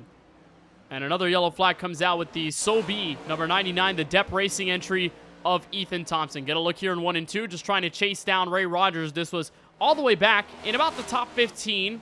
James Kunkel was about there as well. Oh, and Francisco just looked like what happened to Stepien, just on a grander scale. Maybe even Jaden Porter as well, chasing it to the bottom of the apron. Car goes sideways. A great job holding on to it. But, of course, the slow speeds right around that apron part of the track is enough for race control to throw that yellow flag. But for Ethan Thompson, a very, very slow spin. And actually, Kenneth, if you just keep rolling here after that initial portion, that didn't bring out the caution itself. A few moments after he gets it straight and trying to go the right direction, he spins again, and he spins into the racetrack as the leaders are approaching him. So this is the part that we had seen. He's spinning out here. He tries to lock it down. He is off the surface. You see that second white line kind of rolls up. Nobody on the racetrack around him. That's not going to bring out the caution on its own right. In the background, you're going to see the leaders start to come off of turn 2. Here he goes again with old tires, spins up the racetrack, and now the leaders are close enough to where iRacing itself deems a caution flag necessary right here. Oh, and that's scary. For Cedric Hunter, Brandon Banks, the rest of the leaders, Steven Stepien as well, multiple laps down. He will most likely be able to get a lap back. But a big-time scare for the drivers up at the front. I mean, any later that yellow thrown, that could have been easily a crash involving all of these drivers and that spinning Ethan Thompson. Race off of pit road 1 easily by Brandon Banks, Jaden Porter, Durand, and Justin Erb there to cap off the rest of the top 5. So Ethan Thompson comes in. Plenty of drivers that have reached the DNF list tonight. Dana Shepard, the most recent, one of those Depp Racing entries in just his second start tonight. He's back in 22nd, 15 laps behind the leaders. Matthew Parasini, Jamal Pugh, Charles Stevens, Timothy Stubblefield, Daniel Holdcroft, and Casey Knighton among those that are on the casualty list tonight for the Vortex Theory 300 from Kansas Speedway, and a lot of the drivers still on the racetrack. Ethan Thompson going a lap down, but of course we wait to see who gets the SKM Lucky Dog. It most likely will be Warren Kyle Keith, so the SKM Lucky Dog going potentially to an SKM driver as the Discount Tire Machine is on pit road this time by. And we will re-rack him and do it again just about at halfway here from tonight's race. Some plenty of great racing at the front of this field, and not surprised at all that it would be drivers like Brandon Banks and Cedric Hunter, especially for this 45 car. Average finish in the last 3 starts of 1.3 and 2 wins. I feel a little bit bad for Richard Swathley, though. Kenneth, tonight was the MLB-themed race, and he's been stuck on pit road with some kind of issues going on behind the wheel. He's 25 laps down. Rep the MLB theme here tonight with the St. Louis Cardinals. Nobody else really partaking in that. Not sure if we don't have that many baseball fans in our field, or if they just didn't have the times to come up with a dedicated scheme. I think you and I would agree, seeing a Marlins colored car out there on the racetrack, it would look beautiful. Definitely better than the roster. It would look beautiful, but the question is who would do it if it's not you, or if it's not... I don't know if there are any other Marlins fans in the Droppin the Hammah Cup Series. Yeah, maybe not here, but... I think Jaden said that he was, if there was a team he'd go for if he really started to dedicate baseball, it would be the Reds. There was a couple of guys in the chat that were talking about the Braves. I think those would have definitely been some interesting schemes to see. There was also another MLB-themed car, Milwaukee Brewers, for Casey Neiden, but he is out of this race early, so it's just one MLB car to carry the torch in this themed race from Kansas. Green flag restart lap 99, and it's Brandon Banks sailing away in front. Duran takes over second. Hunter tries to get to full song and challenge Jaden Porter for third off of turn 2. Good move there by the Duran machine, able to keep second ahead of Porter. Hunter falls back to fourth, has to kind of go defensive into the 20 machine, and you see Duran kind of pack some air onto Banks, trying to get him up the racetrack and loose. He's all over the back bumper now for the race lead. Can Duran take the top spot for the first time tonight? Looking on Banks, searching for a way in clean air. Hunter's back in fourth, and Justin Erb trying to get around. But Duran with a great run off the corner, looking for the momentum. He's got it for now, but the air bubble will keep him tight, keep him right behind in second for turn 3, and will stay single file as Justin Erb makes his move back into the top 5. And you see, just trying to figure out how to get a different run formed up.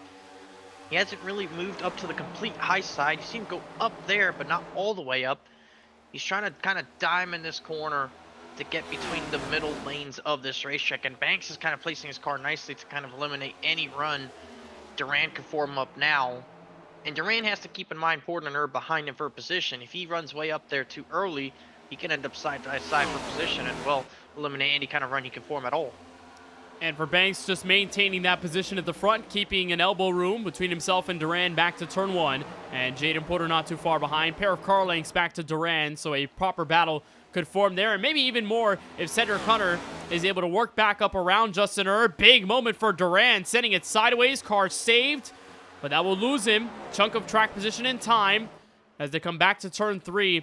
For Banks, a driver that we usually don't see as the fast short car. We usually see him better on the long run, and you know, I like to think of the All-Star race, that first segment, as a proper demonstration of what Brandon Banks is able to do.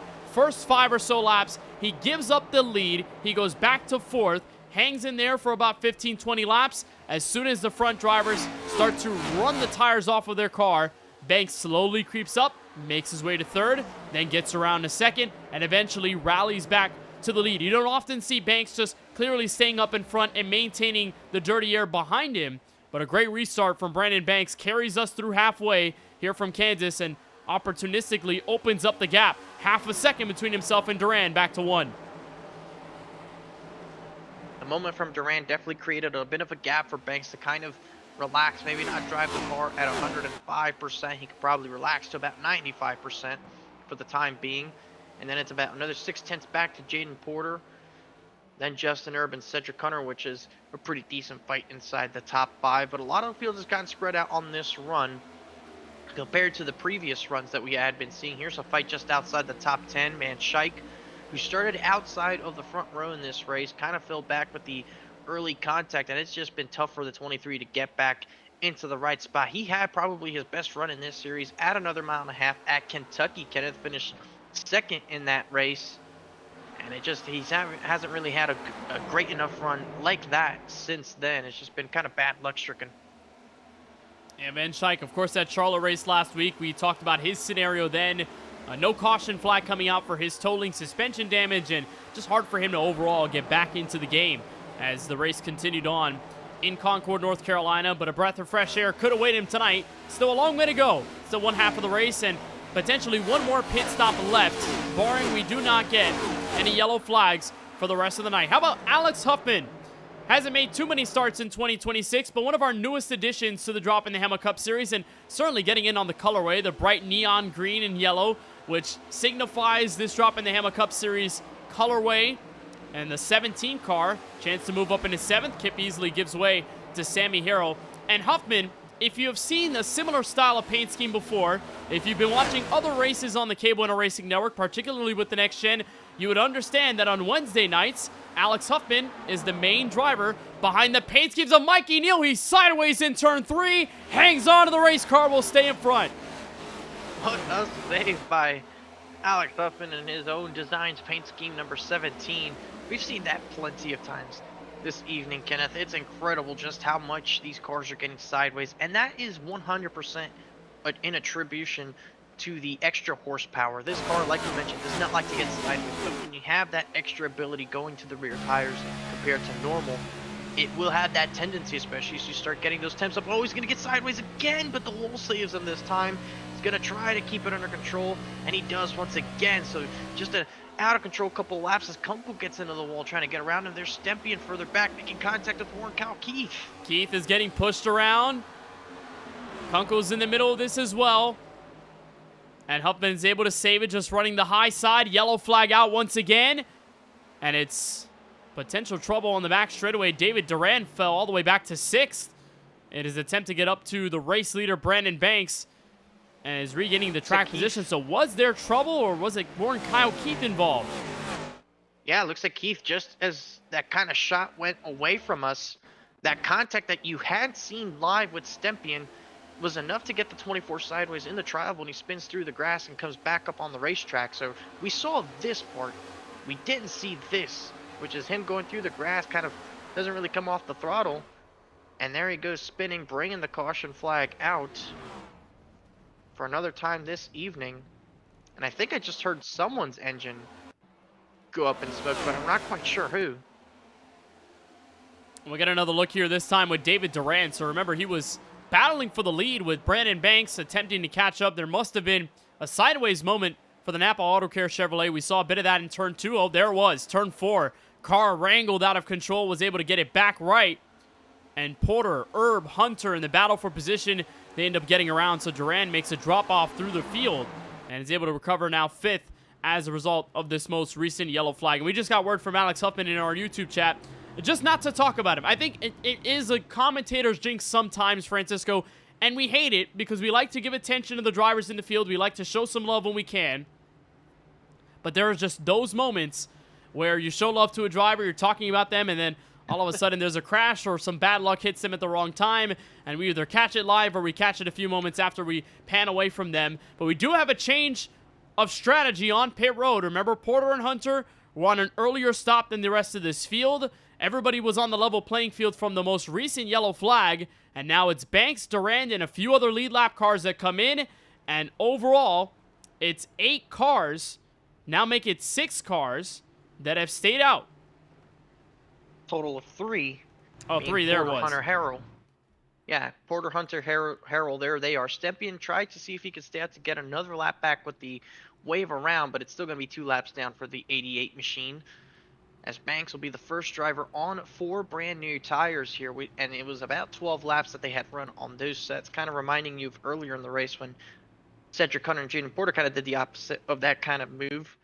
We'll see how that ends up working out for the 3 that stayed out, how much the track position means. It's not a lap yet that you can get to the end of the scheduled distance on fuel, so it's not exactly a fuel strategy, if you will, but definitely trying to see what brand new tires will do at the hands behind the wheel. Jaden Porter just been struggling for most of this evening. And you know, speaking of that commentator's jinx, Kenneth, I think I gotta say that Nashville race that I ran in season 7 of 4 wide, I think that one probably is as worse of an example as it comes to just how bad it can be.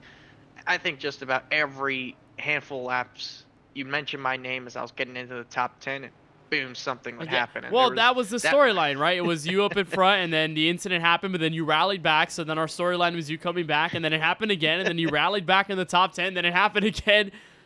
I apologize, though, if there was some manifestation I was bringing out there that was messing up the mojo in your race. I'm gonna be honest. It's okay, but I think definitely the moment I realized that it was a complete manifestation was that one incident going into turn 1 where I was behind Trevor Haley. I think Stempien and Kyle Benson were getting into it. He kind of goes for a spin. He saves it incredibly, Stempien did, and I'm just there. I could not see where his car was. Hits me in the left rear, and I go for the spin. At that point, I was just like, wow, there really just is no saving me here tonight.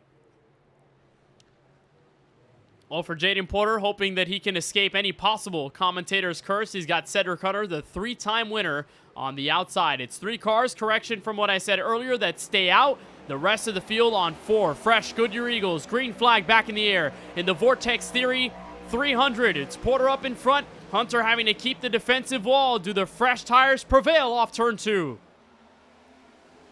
You see Harold trying to fight hard on that inside against Brandon Banks. Those fresh tires not doing a whole lot right now. You have to give it a couple laps, see if they end up prevailing through as they go to turn 3. Banks trying to use that outside clean air as nobody's really running out there in front of him. Almost gets sideways, but Harold's fighting nicely in that 3rd spot. How about that Bucky's machine? Could go for some Bucky's right about now. First time. There's the battle for the lead. First time Harold's in the top 5, still in it with Banks. Porter wiggles in 1, and Hunter gets his clear space. Hunter to the lead. And now Banks still fighting for that 3rd spot. I think he's trying to make sure that 42 becomes Chop Brisket here, trying to keep that car behind him. And now he's the meat in the sandwich, if you will. Justin Erb on the back end of this, trying to sneak back into the top 4 after being around this top 5 for a good majority of this race. And now Duran sneaks on the high side. Potential 3 wide in the back picture. Brandon Banks wants more, sends it in for 2nd. And he's got the opportunity through it in the corner there, turn 1. And he's got the position made, now 3/10 behind the race leader. Harold's under fire this time by Justin Erb. Duran side by side with Harlow. 4 cars under a blanket. Erb is sideways in 3. Hard into the outside wall. Trying to carry it around. Huffman gets into him. Extra reassurance. And the yellow flag is not out yet. We're staying green for now. Now the yellow flag flies. Yeah, and heartbreak again for Justin Erb. Oh, and you see the right front destroyed on that race car. You got the sense when it came off the wall that 2nd time. I don't know how much steering control he had, but it went right into the path of that 17 machine. Got the wall again. We're going to see how much damage he has, hopefully, here when he comes back down pit road. But we caught that live, Kenneth. Just got sideways into the corner. Not completely certain if it was air. It could have definitely been. I think Kansas is one of those tracks that probably has the aero pack play a strong role. Saw the 98 enter the corner behind him, and I think so, yeah. I think that's very much what happened to the 20. Got sideways from that aero. There was nowhere for Alex Huffman to go. He was carrying his line. Erb was chasing it down the banking just to save the car. And they both made contact. Huffman didn't go around as a result of that, but you're right. We mentioned taking the air off of the rear spoiler and the car just getting loose as a result. That car was way off the mark as they were entering the corner. So take another look here on board with Erb. Yeah, that car is sideways already. And he's just damage control from that point. And that's happened to me here at this racetrack. When the update was brand new in 25, I was running the Slide Job Racing League here, and on lap 2, and I remember this, and this is not me calling him out, but it was the 3rd place car at the time, James Bomar, that was behind me. Had that aero pack happen going into turn 3, and it was probably like a 15-car pileup going into turn 3. I felt bad about it, but it was just, you can't really do anything about the aero pack situation, Kenneth. You really, I can't stress how much you can't do anything about it. It just gets you sideways so quickly before you realize what's going on. And this race car does not like being sideways, so you're either going to save it and lose a ton of time, or it's going to catch and go into the outside wall. There's no in between. So Erb in that first pit stall, first pole of the season, and now going to be most likely out of this race, or if there is damage repair to be awaiting the 20, it's going to be many minutes and multiple laps down. So remember how the top 3 had stayed out. It was Jaden Porter, Cedric Hunter, and Sammy Harrell. Well, looks like the 45, the 82, and presumably the rest of the field, a lot of them for damage repair, but the other cars on strategy. That does include Sammy Harrell coming down pit road. So all of them have visited the pit lane. Jaden Porter has fallen back to 11th as a result, coming back on the speedway. And so perhaps not as big as of a difference as it was before. It was a bigger difference overall in tires on the first batch of the run when Porter and Hunter were 11 laps better than the rest of the field. They were back by 14 laps off of the recent restart, and this quick yellow gives them a chance to just second-guess their decision, reverse their cause, and now be on mostly a level playing field, just in the advantage of 7 laps. So we'll see if that makes any monumental difference. But like we saw with 11 and possible 14, the tires didn't really kick in until the first few laps of the run were in effect. So Banks will retake the lead. Harlow on the outside, Durand, Easley, and Walden. The current top 5 for a restart inside 81 laps to go. Banks led 153 laps here at Kansas last time we were here. And in that race, it was a very crucial playoff run where Banks basically solidified himself to run for a championship at Kansas. It was a late season affair, this time very early in the regular season. First 9 races where Kansas is appearing this time through. But Banks hoping that he can now dominate for the rest of the going. And thinking of the way this has unfolded, Francisco, they are nearing, at least those who just came down and even those who have been out, very close to the window. You can go about 60-ish laps. There will be at least one pit stop. But now we got to think about, if this runs green, how late in the race do you want to push it before coming in and having a cycle through? That'll be fun to talk about. I do like the strategy of those that pitted now, because that gives them an opportunity to take 2 tires on that green flag pit stop if we get to that point. We'll have to see. So we've got them doubled up. We'll do it all over again. This time with a pair of Chevrolets up in the front. And you have to go all the way back to Warren Kyle Keith running 8th to find a car not outlined with the Camaro decals and a bow tie. Green flag back in the air. 81 laps to go. And the Valvoline Chevrolet gets away with a clean restart. Durand and Harlow doing the battle for second in turn 1. Drinking Bros Racing, 2 of which in the top 5. Kip easily running 4th. Battle for second, still alive to the back straightaway. I think Ray Rogers had a bit of a connection issue on that restart. Really spread out the back half of this field. It has just about everybody already a few seconds apart outside the top 10. There's David Durand looking to the inside of Stephen Harlow for the 2nd spot. Durand has really shown some speed here. Had shown some of that speed last week at Charlotte Motor Speedway, but it has carried over for a longer length in this race. And much like the driver he was battling in that Charlotte race, it's Brandon Banks that lays out in his front windshield. Those two were in the same Noble 5 race for the $50 at Charlotte Motor Speedway. None of them were able to cash in. And Durand hoping to cash in his first victory in his Droppin the Hammah Cup Series career, chasing the 5 car, and nearly a full half second between those two as they come around off of turn 4. Remember, Durand had that mistake off of the corner that got him sideways, lost him a plethora of track position before the yellow came out with Warren Kyle Keith, or rather Ethan Thompson, on the back straightaway. So Durand having to slowly work himself back up, and he has done so well, just now chasing the leader, which is going to be a very tall task when you're talking about the points leader and the driver who has not finished a race outside the top 10 all year long. Meanwhile, Fresh Tire Brigade, led by Cedric Hunter, sneaks into 7th, got around Garrett Walden, now working on Warren Kyle Keith, who runs in the top 6 for the first time tonight.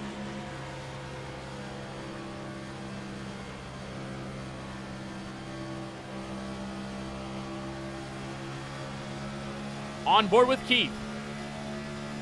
And that's one of the things Warren Kyle Keith loves doing the most, Kenneth. He loves ripping the outside lane, passing race cars. It wasn't that long ago he was involved in that caution flag on this portion of the speedway when spinning across this tri-oval in the grass.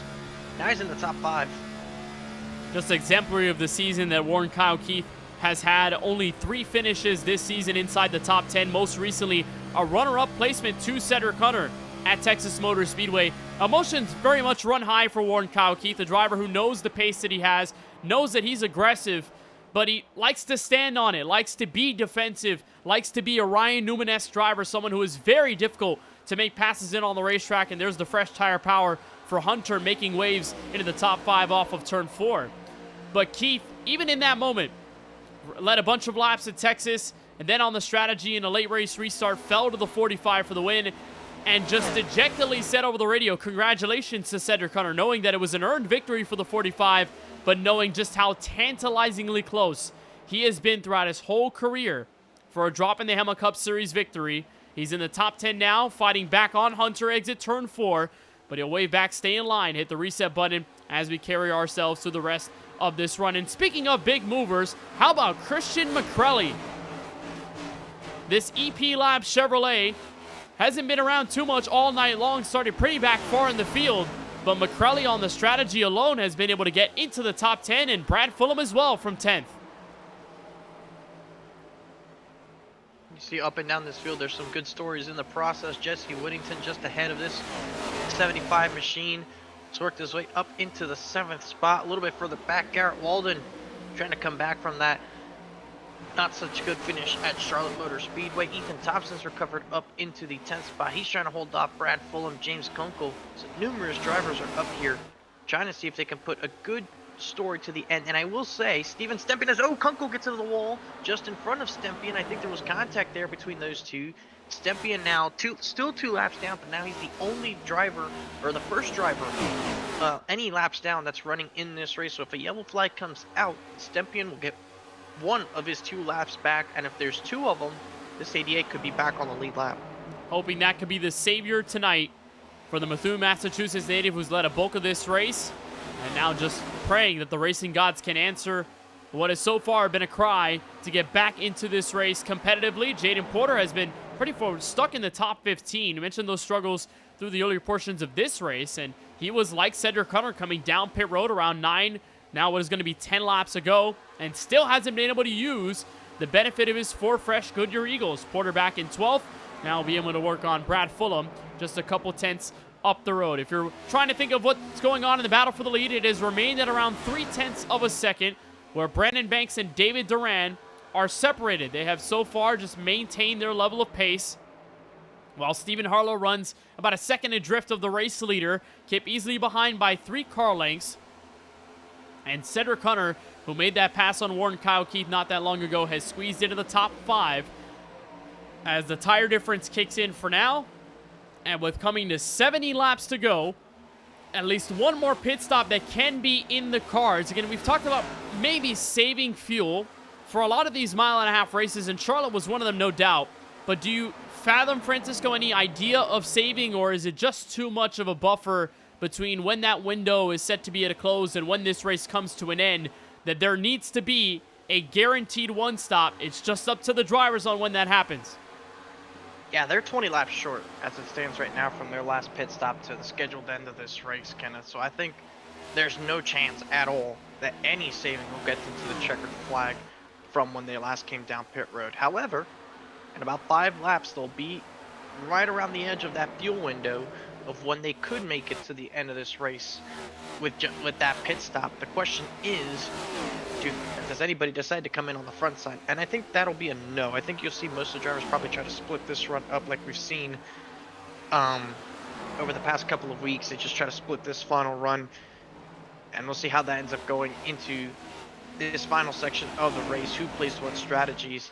And we've been talking about the different themes, or the themes here tonight with the MLB race here, Kenneth, but we do have multiple themes for races going forward. This isn't the only one. You see on the main screen, you got WWE night at New Hampshire Motor Speedway, July 26th. I guess we got a lot of wrestling personnel in this series. They're probably going to try to rep their favorite wrestler. We got the music theme, of course, at the Nashville Super Speedway. Kind of feels like that one's unofficial one you do all the time. The Rocky Camp Speedway throwback, and then week 1 of the NFL is going to be our last theme of the season over at the Dover Motor Speedway. How about that?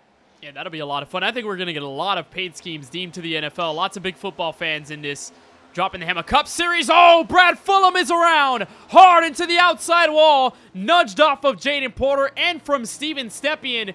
And the Winnipeg, Canada native will see his race come short at lap 134. And no caution. Unbelievable set of contact. He was loose off turn 4. Bounced off of the 2 Chevrolets underneath him. And Fulham in a heap of trouble will search for pit road. He was just in the top 10 for the first time tonight. There's a second look on the right side. And Francisco just looked like the car was out of shape off turn 4 and just had no space to save it. Stempien and Jaden Porter were both underneath at the time he got away. Right there, you just see he got loose, just was in an awkward spot with little to no air. And the contact with both Porter and Stempien simultaneously is what sent him into the outside wall. Otherwise, he probably spins down the racetrack and probably has a caution flag wave. That's a heartbreaker for Brad Fulham, who, again, the stories like Christian McCrelly, Warren Kyle Keith, and a few others in the top 10 for the first time tonight. And it'll be a sour note here at Kansas in this Vortex Theory 300. Fulham, again, trying to get his best finish of the 4-wide season so far. A driver who, at the moment, hasn't been able to finish a race better than 13th. And that came in race number 2 at the Las Vegas Motor Speedway. So Brad will hopefully be able to repair that race car, although we stay green, so that will put him many a lap down. What that will do, though, is transfer again the lucky dog potential to Steven Stepien. Of course, he didn't want to see Brad Fulham fall a lap down and then stay afloat. Stepien now up to 17th and still needing a pair of yellow flags if he wants to get back into this race. But back to the themed races conversation. Desperately, Francisco, we're going to see a lot of NFL cars by the time this series is coming to a close. And honestly, I wouldn't be surprised if we had a lot of numbers and a lot of different colors for the wrestling-themed race that we'll have next up in just a few weeks. I mean, WrestleMania just came to a close not that long ago in mid-April. I'm sure there are a lot of WWE and wrestling fans across the Droppin' the Hammah Cup series. So maybe interesting to see what kind of themes they go with for the wrestling variant.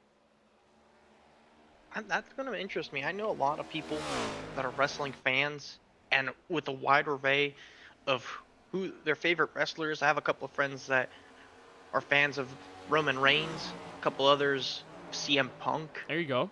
A lot, yeah. I've seen it all. There's, I think, one of them that likes I want to say Rey Mysterio.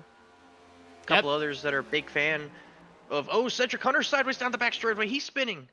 Is he saving it? No, he's carrying on to the brakes. That'll surely be a yellow flag. 62 to go.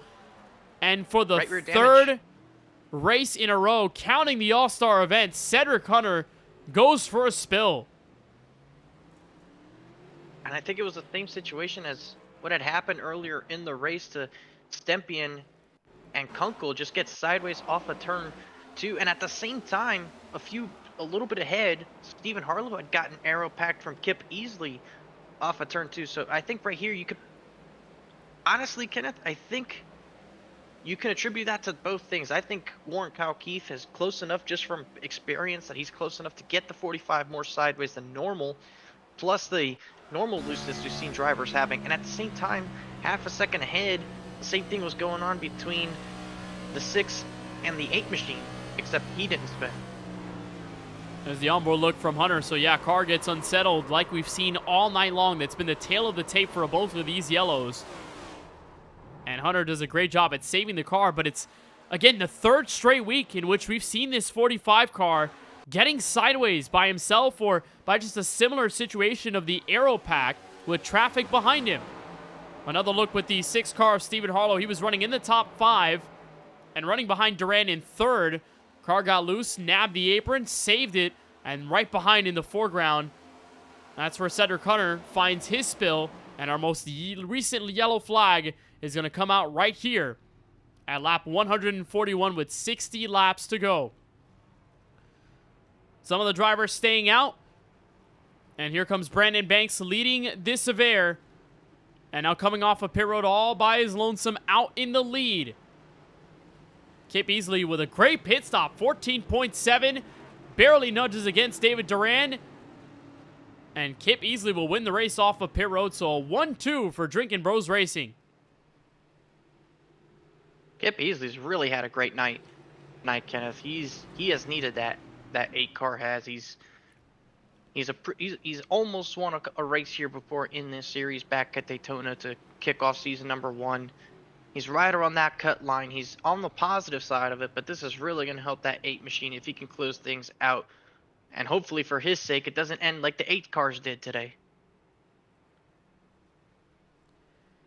Easily coming into tonight, tied for 8th in the Droppin' the Hammah chase standings with Alexander Muscarella, the other driver he is tied with. And Easily had a big week at Charlotte Motor Speedway, jumping up 3 spots in the top 12. Again, that cut line at 12th for the chase for the cup, and Easily a driver who had a few weeks out of the going, didn't run in the All-Star race at Charlotte Motor Speedway, but did come around for the World 600K, grabbed the top 10 after rolling off 16th, and a best finish this season, pair of 7th place runs in back-to-back weeks, and both of them at mile-and-a-half tracks, Texas and Kentucky. So Kip Easley, very much a dark horse when it comes to these mile-and-a-half tracks. And like Brandon Banks, still carrying the torch forward for a Drinkin' Bros Racing team that lost their most dominant driver in Lawson Peel last year. But Easley and Banks will have a chance to control the tempo of this race coming back to turn 1.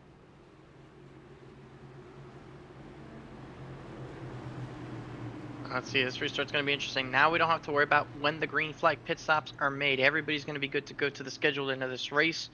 If anybody makes a trip down pit lane, it'll be purely for tire strategies, and you probably have one of the best cars out in front.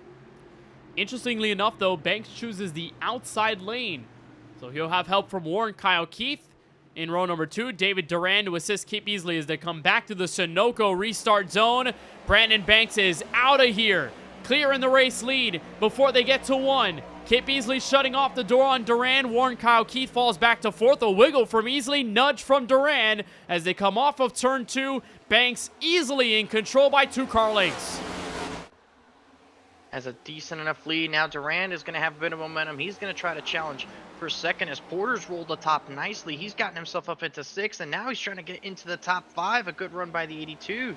He's going to get into the back bumper of the 24 down this front straightaway. He's going to go to the outside for 4th. Struggled to get in the top 15 in that last run. A door on the front straightaway. Warren Kyle Keith got it with him 3 wide.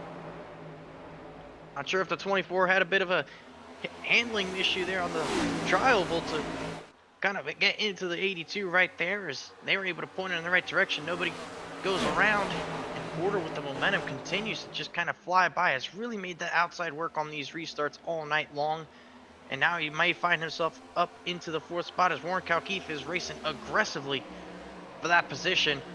How about Christian McCrelly? He's found himself nicely up into 6th as well, as David Duran takes the top spot away from Banks. Got underneath the 5 car and completed the move. New race leader from Kansas Speedway, and it's David Duran leading his first laps tonight. As Banks falls back, Easley remains in 3rd, and Jaden Porter still not able to get around the grasp of the 24 and Warren Kyle Keith. That battle continues off of 4. Keith now has a chance to want more, to get into the top 3. And Duran, after playing catch-up the entire race on that Valvoline Chevrolet, now has a chance in his Napa Chevrolet to pull away for the first time tonight. What a drive. A great run here in the goings for David Duran as the battle from 3rd on back continues to spice up. Keith got back past Porter as they're closing up on Easley and Banks.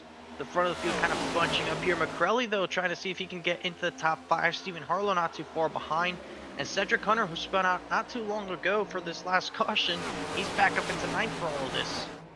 Trying to recover after just a bit of rear-end damage from that latest spill off of turn 2. So he carries through. We're back single file. Warren Kyle Keith making a drive up to 3rd, looking for 2nd. Peek underneath in turn 3. Door is shut, but now open momentarily. And this moment, the Discount Tire Ford Mustang Dark Horse can slither underneath in the battle for 2nd. Make Keith the biggest mover of the restart so far, as McCrelly and Harlow go at it for position. That's 6th place in turn 1.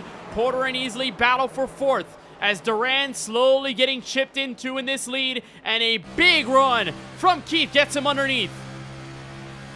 Warren Kyle Keith is always fast on these short runs, and he's trying to take advantage of it as much as he can. Has yet to go to victory lane in this series. A pair of drivers trying to capture win number 1. Look at how he's able to roll that bottom is Warren Kyle Keith. He easily clears for the top spot. What a move from Warren Kyle Keith, taking the lead for the first time from Kansas and getting his first laps led of the night as well after being a lap down earlier on in this race. What a recovery it's been for the St. Augustine, Florida native. Clear by 3 car lengths. Drinkin' Bros Racing now 3rd and 5th. As Jaden Porter steps back, trying to take away the spot from the points leader. Duran is back by 0.3 of a second. And we're back to single file inside 51 laps to go. And the fundamental idea, we knew that they were going to be short on one of their most recent pit stops. Now we had that recent yellow with Cedric Hunter. The drivers came back down pit road, crossing now what is going to be their 10th lap in the stint with 51 left. So Francisco, is that enough, or will that ride the edge of the window as Easley gets into the wall? Carries McCrelly with him. Sideways in turn 3. Hunter gets sideways. He'll go into the wall. Stepien and a few others involved. And our biggest crash of the night erupts on the back straightaway, and it's still going on. Late pile up. Yeah, that's going to add to the carnage there, as numerous cars are still making contact. Varying moments after the yellow flag, easily with huge damage. Hunter got clipped into it. Shades of Christopher Bell from earlier today with Michael McDowell. And James Kunkel also part of it. That's really adding to the attrition that we've seen for a good portion of this night. Take a look at it here. 8 goes off the wall, a bit defensive, and looks like the 75 just gets right into his back bumper, upsets the 8. gets him sideways. Hunter misses it, and Ray Rogers gets clipped on the back end of it. You see Kevin Roy get a piece of it. And then here comes the 07 kind of piling in sideways as numerous other vehicles. Well, after the caution flag, once again, getting a piece of the action. A lot of those drivers that were involved, they're still in turn 2 now. As the track kind of sits there blocked, you see the 75 come up, gets into Jesse Whittington. There's the 99 of Thompson sliding. And then just as you wait, here comes the 12, just kind of doesn't really slow down for the incident with the track being blocked, Kenneth. Kind of odd one there. And those were at least 6 cars that were involved in that accident. One of those, Cedric Hunter. So the mishaps that Hunter has had over the last few weeks and has been able to parlay that into an average finish of 1.3. That number will be certainly affected here tonight as he just gets tagged late. And that surely, Francisco, looks like left rear suspension damage. Car doesn't even go straight. Steven Stepien has to get away from it. He hits the wall. And Hunter's night might be done. Here from Kansas Speedway, his car trapped on pit road, and it might just be done for the 3-time winner this season. There's all the drivers on pit road. Kip easily getting damage. A pair of Sammy Harrow in there as well. And a huge casualty list on our biggest crash of the night comes in the last leg. That's really going to open up the doors just that little bit more in these final couple laps. As McCrelly's still lingering out there on the racetrack. I think the field's going to catch up to him just as he enters the pit lane from the damage on his race car. He'll easily fall a lap down. Kunkel's already a lap down in this race. His car's destroyed. So is Cedric Hunter. He's a lap down in this race. Jesse Whittington. I think Steven Stempien's been knocked out of this race. He had a recovery drive possibly in the books going.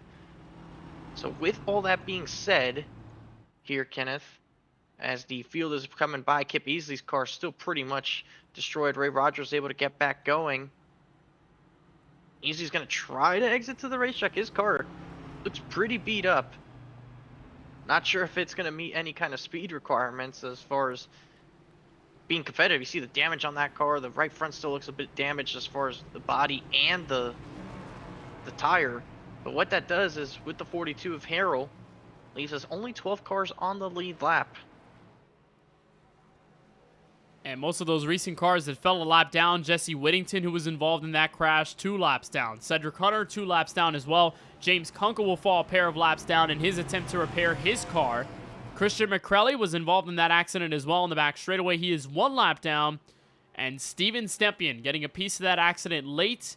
He is now out of the race in 17th. So quickly, attrition has become the name of the game. Kip Easley only in that 11th spot. And you can just tell how many cars are left to survive and gather the last bit of crumbs in this race, which has easily turned into a flurry of staying alive on a car that has been aero-sensitive throughout the night in traffic. And it's Warren Kyle Keith trying to maximize the opportunity he has gained in the race lead. David Duran to react on the outside. It's a pair of Chevrolets in row 2. With Brandon Banks and Jaden Porter. Those are the top 2 in the championship. There's more drama on the restart. David Duran in the wall.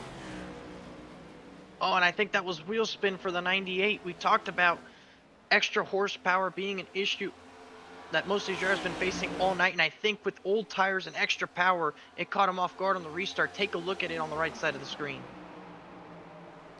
And that's tolling damage as well. For the 98 of David Duran. So adding on to the list of ill race cars, Duran just ending up in the casualty spot and less cars in this race. Fight for second.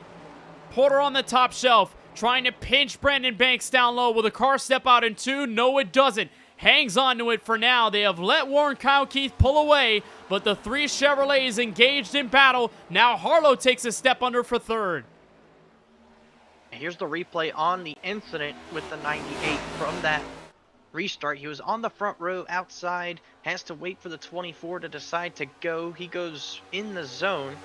Right there's across the line. He tries to go at it. And yeah, I think he tried to put too much throttle into it and slams the wall. Hurts the car. He's on pit road now. And he's now 1 lap down. So we now have 11 cars on the lead lap, including the destroyed car of Kip Beasley. You know, here at Kansas, we don't necessarily talk too much about wheel spin on restarts because this surface isn't old enough. It's rather smooth to avoid situations like that, but you add the power to the rear wheels of these next-gen cars, and you can very well just be surprised. On the restart, Duran, after a great night, not reflective of the night that he's had so far up until that point. And that one crash is going to take him out of contention. Huge wiggle from Stephen Harlow. Ethan Thompson, rookie, getting into the top 5 for the first time in a while. And the battle for second continues. Warren Kyle Keith remains up by 0.4 of a second. Porter clears Banks for now, but does the door stay open back to turn 1? Let's see if Porter's able to kind of put a bit of a gap between himself and Banks to try and chase after Warren Kyle Keith. You see how sideways for a moment he got there, but he was able to keep the throttle planted. How about fourth place Ethan Thompson, Kenneth? He pitted on that last caution. He put on a new tire set, probably had enough to use. He's up to fourth. He's past Stephen Harlow. How big of a role can he play here in this finish? Could very well try to make it a buffer between the two drivers battling for the championship lead. Separated by just 20 points in favor of Banks coming into tonight's affair from Kansas Speedway. And not only is Ethan trying to grab a top 5, which would be a great result for him at Kansas, it would be his best career, dropping the Hammah Cup Series race in just his second career start. Top 10 at Charlotte Motor Speedway in the longest race of the regular season. We won't have a race longer than that until the 300-lap Charlotte Motor Speedway finale at the end of the chase for the Cup in Season 2. But Thompson, a great job to hold on. And Depp Racing, possibility to get a second consecutive car in the top 10. But it's Harlow sneaking underneath, trying to make it a proper duel. The auction for fourth. Still ongoing, exit of turn 2 as Warren Kyle Keith snaps loose. Porter takes the lead. That's just been what we've seen for a lot of this evening. Kenneth, his driver's just getting loose there off of turn 2 and giving up positions. Though for Warren Kyle Keith this time, it was giving up the race lead, and now Banks going to try to fight him for that second spot. Going back to turn 1, could get the 24 loose with how close he is, but he doesn't there. Now Porter's going to try to hope he doesn't get sideways here as Keith has immediately recovered to get back close to him. It has immediately transferred, Francisco, from a race of just battling for track position to battling for your life. Keeping this car on all 4 Goodyear Eagles for the rest of the affair. It has become a seemingly increasingly harder proposition to come by. There's contact off turn 4, leaning on each other. Banks and Keith hold on to it, but they continue to play with fire, and Thompson goes to second. Move there by Ethan Thompson. He just got the doors just open up for him, and I think he'll say thank you very much, just go right on by, as now Stephen Harlow and Brandon Banks will battle each other for the spot inside the top 5. And now Banks has to maintain his position for now and try to regain control of this race. It has seemingly unraveled from his fingertips. The points leader still in contention to have at least the top 10 in every single drop in the Hammah Cup Series race this year. But of course, he'd like to have a shot closer to a victory and go back-to-back at Kansas Speedway. Cedric Hunter went back-to-back at Charlotte just last week from Season 1 to Season 2. And the Valvoline Chevrolet still eyeing down inside the final 37 laps. A chance to go back-to-back here at America's Heartland, but a lot more work he has to execute before he can call himself a 2-time Droppin the Hammah Cup Series winner in 2026. Ethan Thompson makes his way into the top 2 for the first time tonight. And what a drive it has been for this rookie driver. Now pretty much one of the only rookie drivers that are left in terms of those who have made recent Droppin the Hammah Cup Series starts. Of course, we count Charles Van Schaik, Garrett Walden as rookie drivers this year. But for Depp Racing, a brand new conglomerate with Ethan Thompson, Jamal Pugh making his first start tonight, Dana Shepard in the 44. And Thompson now the best of all 3 of those cars, chasing down Jaden Porter, who was pulled away by nearly half a full second, and the field has single filed out. Francisco, if you're a driver left in this race, you see what's left on the table, and there are only 11 cars on the lead lap. Do you start to get increasingly worried about just keeping this car on the pavement? Perhaps, definitely would be in the back of my mind, but as you have only 10 cars that are going to be on the lead lap as soon as Kip Beasley gets passed here by the leaders on this lap, essentially you're going to probably end up in the top 10 as long as you don't actually crash the car. So I think that would incentivize me to drive a little bit harder in hopes of trying to get the best possible result that I can, knowing that the worst finish I can get in this situation keeps moving up with it. Well, the best luck about being in this race right now is that if you are in the top 10, you're basically guaranteed that spot as long as there is no proper mistake there. Charles Van Schaik under fire in this battle for 5th. Entering turn 1, that bright-colored, SpongeBob-themed Ford Mustang. You know, I wouldn't call this a themed car, as Van Schaik has been able to run this paint scheme for a few weeks now, but the GOAT Racing diecast number 23 possibility to regain momentum after the crash last week at Charlotte Motor Speedway. Harlow tries to play a bit of offense, but Van Schaik has better defense and will continue that auction as Warren Kyle Keith under potential fire from Brandon Banks in the running for 3rd place. 33 laps to go in our Vortex Theory 300 from the virtual Kansas Speedway. Why don't we turn the sounds up and crank it up here on the KBueno Racing Network.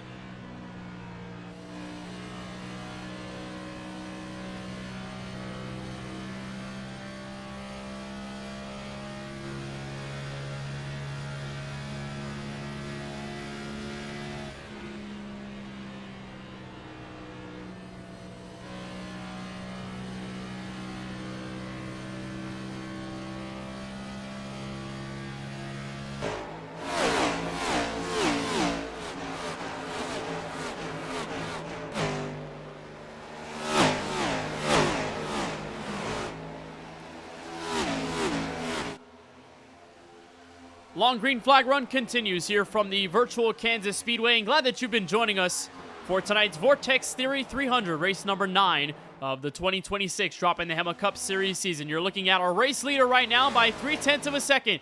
Jaden Porter for KBueno Racing looking for race win number 2 in Season 2 and his 3rd career Droppin the Hammah Cup Series win, while Ethan Thompson for the newly formed DEP Racing Team trying to capture his 1st career dub and get the first drop in the Hammah Cup win for that team. The 99 car runs not too far behind and running pretty comparative lap times with the race leader, so we very well could see those two scrap at it for the top spot. Meanwhile, for third, pressure put on the rear bumper of Warren Kyle Keith, the only Ford Mustang that's in this top 5 in a world so far dominated by Chevrolets. Brandon Banks, the points leader, right behind.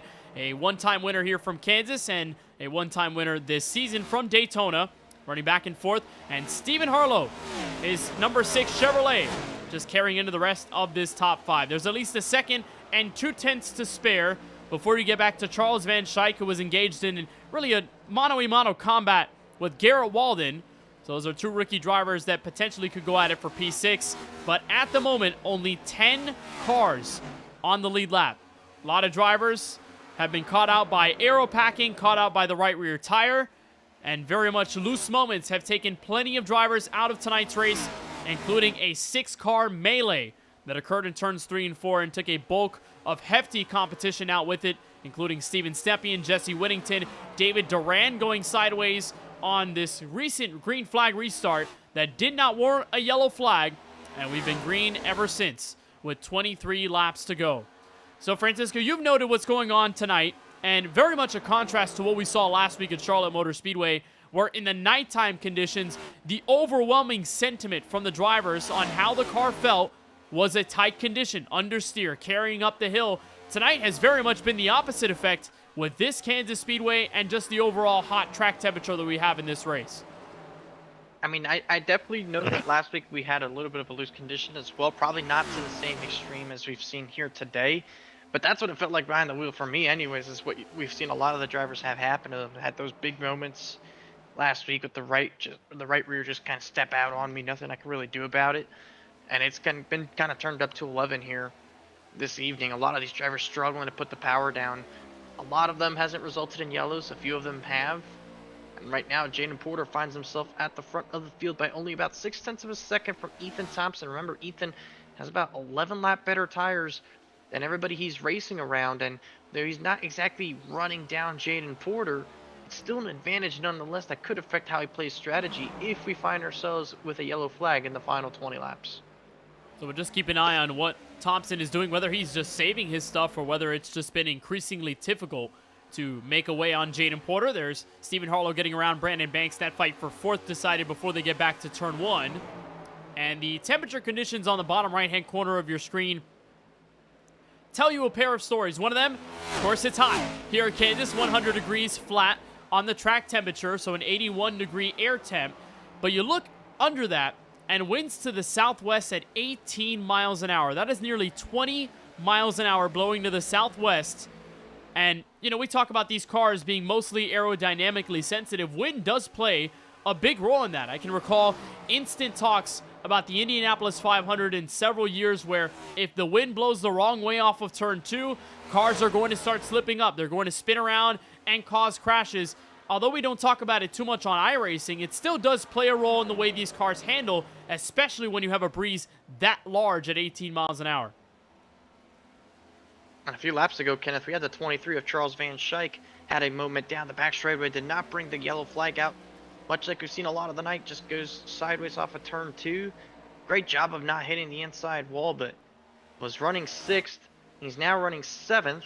12 seconds off the race lead. I'm not sure what's going on with the back end of this top 10. They've just kind of lost all speed as they're half a track behind your race leaders. There's 8 seconds between Garrett Walden in 6th and Charles Van Schaik in 7th.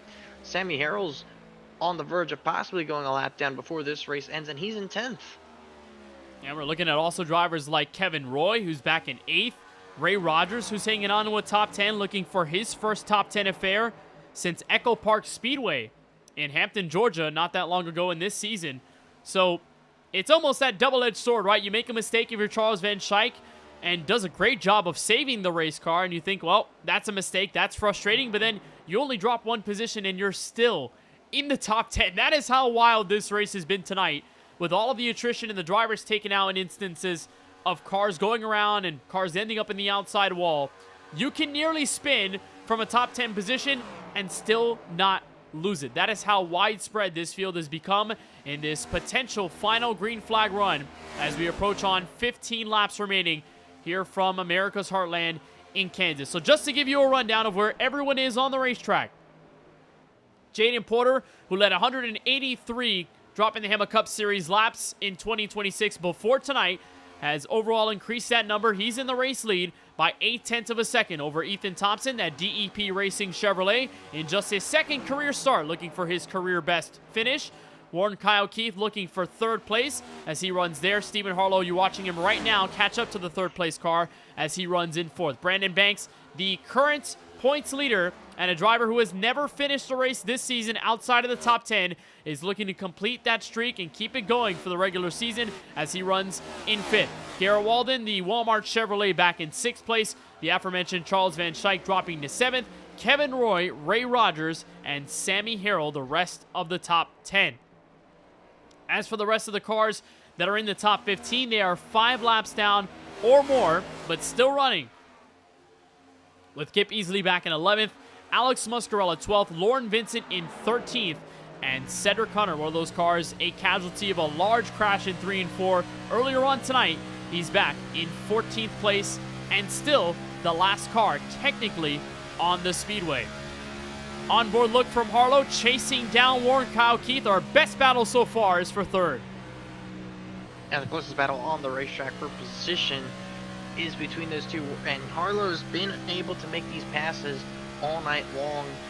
Only sits at about 0.2 behind him for a spot on the podium. Just can't really run where Warren Kyle Keith is. Just has to find somewhere else to make something happen. And Banks a little bit further back as well. Seeing if he can maybe get back a challenge for a good portion of this race. That 5 car definitely looked like it was one of the fastest cars on the racetrack. Right now, it is the 99 of Ethan Thompson who's been trying to put in the lap times over the past 2. Was a 1/10.5 quicker than Jaden Porter that last lap through, and now it's almost 0.6 between your race leaders. They're catching up to some pretty good traffic that's well off the pace. Onboard look from both cars, first and second, left and right side. Porter on the left and Thompson on the right, and they have easily gapped the rest of this top 5 as the trio in Keith, Harlow, and Banks all within a run a few tenths of each other, but they are well adrift of everybody's second on forward. And for Porter, enjoying what is nearly a full second, coming to 10 laps to go and charging for his second career Droppin the Hammah Cup Series win on a 1.5 miles and third overall. There's Sammy Harrell now getting around, so that will put 9 cars on the lead lap coming to the final 10. Francisco, I don't think we ever expected to be saying that sentence at a track like Kansas without it going flag to flag all the way through, but that's just been the nature of tonight. It's just been one of those races.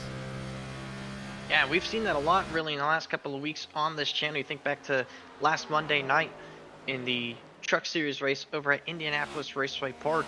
We finished with 9 trucks on the lead lap, and that was a flag to flag affair. Here we've had just straight up a lot of attrition throughout the race since really the very beginning in the first handful of laps, and just like that we still have a potential battle for the win on our hands between these two.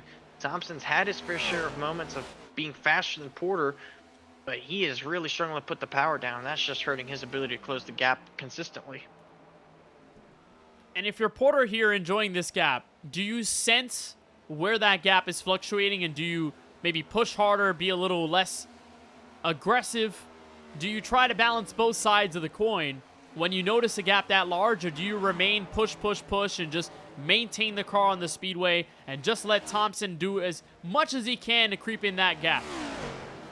Now, right now, Jaden Porter is not pushing, not in that sense anyways. He has the lead. He's seeing that the 99 has its moments of struggling, not really able to consistently close the gap. Until he gets close enough to where he is a threat, I don't think Porter's going to really push that 82. He has the advantage. It's 7 to go at the line. I think he's only going to go as fast as he needs to keep the race lead. Has no reason to overstep the boundaries of what the car wants to do and cost himself this race win at this point. The only reason he would be going faster right now is trying to get close to that white flag. And as I say that, look how close he got to the wall for 2. Well, he's trying to push it off of turn 2, just nearly getting in the wall. And these tires are on one of our longest stints of the night, 53. Coming to 54 laps put in for Jaden Porter on this stint. 43 it'll come by for Ethan Thompson on that 11-lap difference. However, it has not proved to be enough in terms of grip and overall performance as we've gone through this longer range.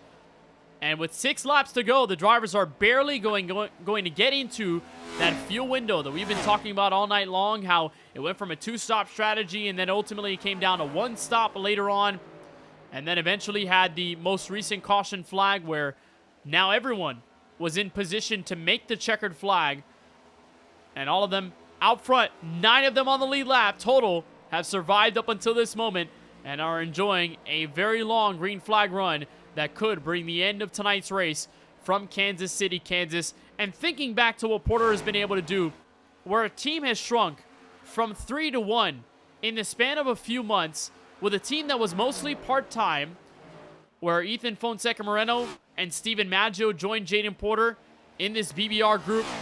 Porter winning his first start at Dover Motor Speedway in dominant fashion. Steven Maggio winning a few races in the season. Moreno showing up a few times, but not being able to capture a dub. And in the transition to Season 2, for Porter now to be the only driver left standing in this representation for BBR, he has really taken the opportunity and ran with it. Battling for the points lead with Brandon Banks, top 10s in most of his affairs this season.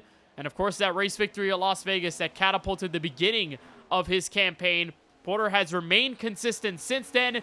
Obviously, some demons that got in his way at Charlotte Motor Speedway on a 2-tire call to finish runner-up to Cedric Hunter. And now he is nearly 2.5 laps away from his 2nd win of the year. Just a great run for Porter, who's had his up and downs even in this race. Has had a loose race car underneath him, has really made good work in the traffic as well. Navigating on these restarts, been one of the best movers on restarts all night long. And it was a restart, a good move on a restart, that allowed him to get into the position that he finds himself in.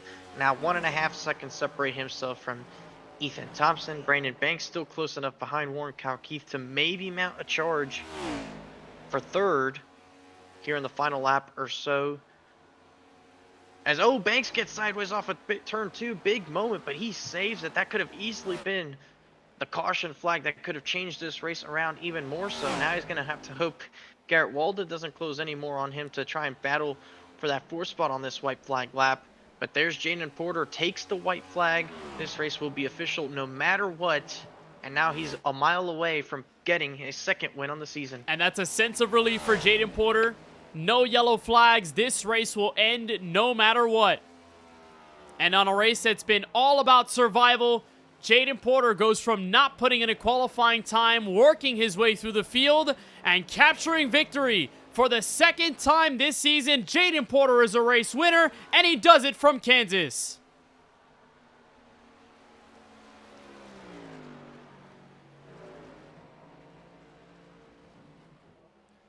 And Ethan Thompson, career best, 2nd place. What a drive. Yeah, shout out Ethan Thompson on that run here tonight.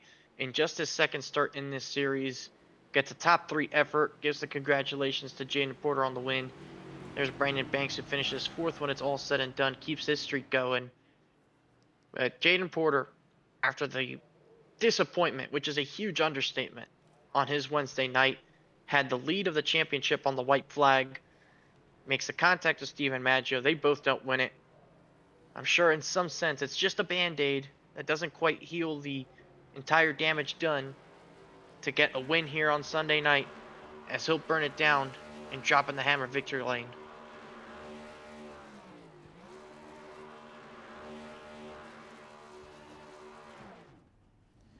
It's a feel-good win for sure.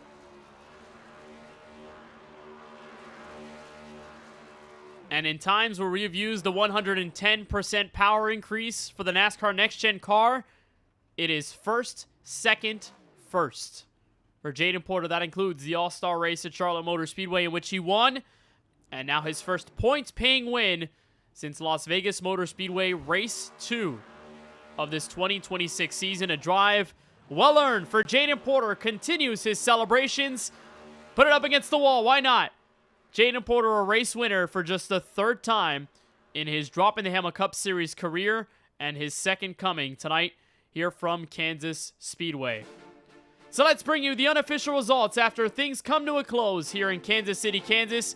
And after a long green flag run to signify the end of the race, Jaden Porter takes victory lane for the second time this year. Ethan Thompson, back-to-back top 10s in both of his starts. He is 100% in that regard, and a career-best second place for DEP Racing. Warren Kyle Keith, a strong run at the end, puts him in third after being a lap down earlier on in this race, with Brandon Banks moving up to fourth, Garrett Walden in fifth, and Stephen Harlow made a mistake in those final few laps and pulls back to sixth place. Charles Van Schaik is back in 7th, Kevin Roy in 8th, Ray Rogers in 9th, and those are the only cars that are left on the lead lap by the time this race is all said and done. Sammy Harrell, the first one, multiple laps down, 4 laps adrift, and the last one in the top 10. 11th place goes to Kip Easley. Had a really good run for most of the night, going just missing on the top 10 with that heavy damage to his race car. Alex Mascarella finishes in 12th, ran most of the night after one of the early cautions, multiple laps down. Lauren Vincent returns, finishes 13th. Cedric Hunter had a really good car tonight, finishes 14th. Christian McCrelly finishes in 15th. David Duran had a really good chance to possibly come away with a win, finishes 16th. Jesse Whittington will finish 17th. James Kunkel in 18th. Steven Stempin also had a good car underneath, finishes 19th. And Brad Fulham rounds out our top 20. Back in 21st is the 17 car of Alex Huffman. Justin Erb, the pole sitter, back in 22nd. Dana Shepard finishing 23rd. Again, most of these cars involved in incidents very early on in this race, including Richard Swabley, Matthew Perusini. Jamal Pugh in his first start goes awry, 26th. Charles Stevens back in 27th. Timothy Stubblefield in 28th. And those cars involved in a pretty sizable crash earlier that did also include Daniel Holdcroft and Casey Knight in the final of our 30 cars tonight from Kansas. So welcome in to our KBRN post-race show, where at the top of the board for the second time this season, we are joined by Jaden Porter. And Jaden, I know we talked to you a few weeks back in the All-Star race. That was a non-points paying victory. You are 20 points behind the leader in the championship standings in Brandon Banks. You take this win from Kansas. How did you do it? Felt like it was all about survival tonight. Yeah, it definitely was. The car drove just on edge all night, especially the beginning of the race. I don't know. I feel like I was on the struggle bus all night. I just could not get a hold of how to drive this thing when it was loose. I would either burn off my right front trying to save my right rear, or burn off my right rear trying to save my right front. It's just, I couldn't figure out which one to do until that last run, or the run before this last run kind of felt a little better. It's like the track kind of tightened up. The track temp went down pretty decent amount towards the end of the race, so maybe that kind of helped me out due to past races I've done here where cars just been plowing tight. But it definitely feels good to win a points race. Obviously we won the All-Star race 2 weeks back, but to win this feels nice, especially after the week I've kind of had. But yeah, it feels good to win at Kansas. Talk again about this car's condition. Very different from last week at Charlotte Motor Speedway in the World 600K. And you told us in that moment that you felt like you had it. 2-tire call, you were in the race lead. It was just a decision of lines that ultimately panned it out in the favor of Cedric Hunter. How much of a momentum boost is this one, given you've been close the last few weeks, you've had strong race cars, but tonight it pans out for you in the way you look for it in the final run? Yeah, I mean, it feels good to win. I feel like I've been close many times in this league and haven't, finished the job. So it feels good to finish the job here this time. But yeah, I mean, it drove insanely different. Like I did 4 wide a couple weeks back here where the thing was just plowing tight. Like it was just trail braking into the corner. Hopefully you run the right brake settings to get you loose and you'll be good. Today, couldn't do that because the thing was on edge all night, especially beginning of the race. So you couldn't trail brake to get the thing loose. You couldn't run it loose because you just either would spin or wear your right front or right rear off the car. So definitely a lot of difference. I don't know if it's really BOP. I think it was BOP, but also the track temp. I feel like it's the highest track temp we've had all season, which is good. I mean, we're getting to the summer months, so we're going to start seeing a lot more track temps. So this probably will not be the last race that drives like this.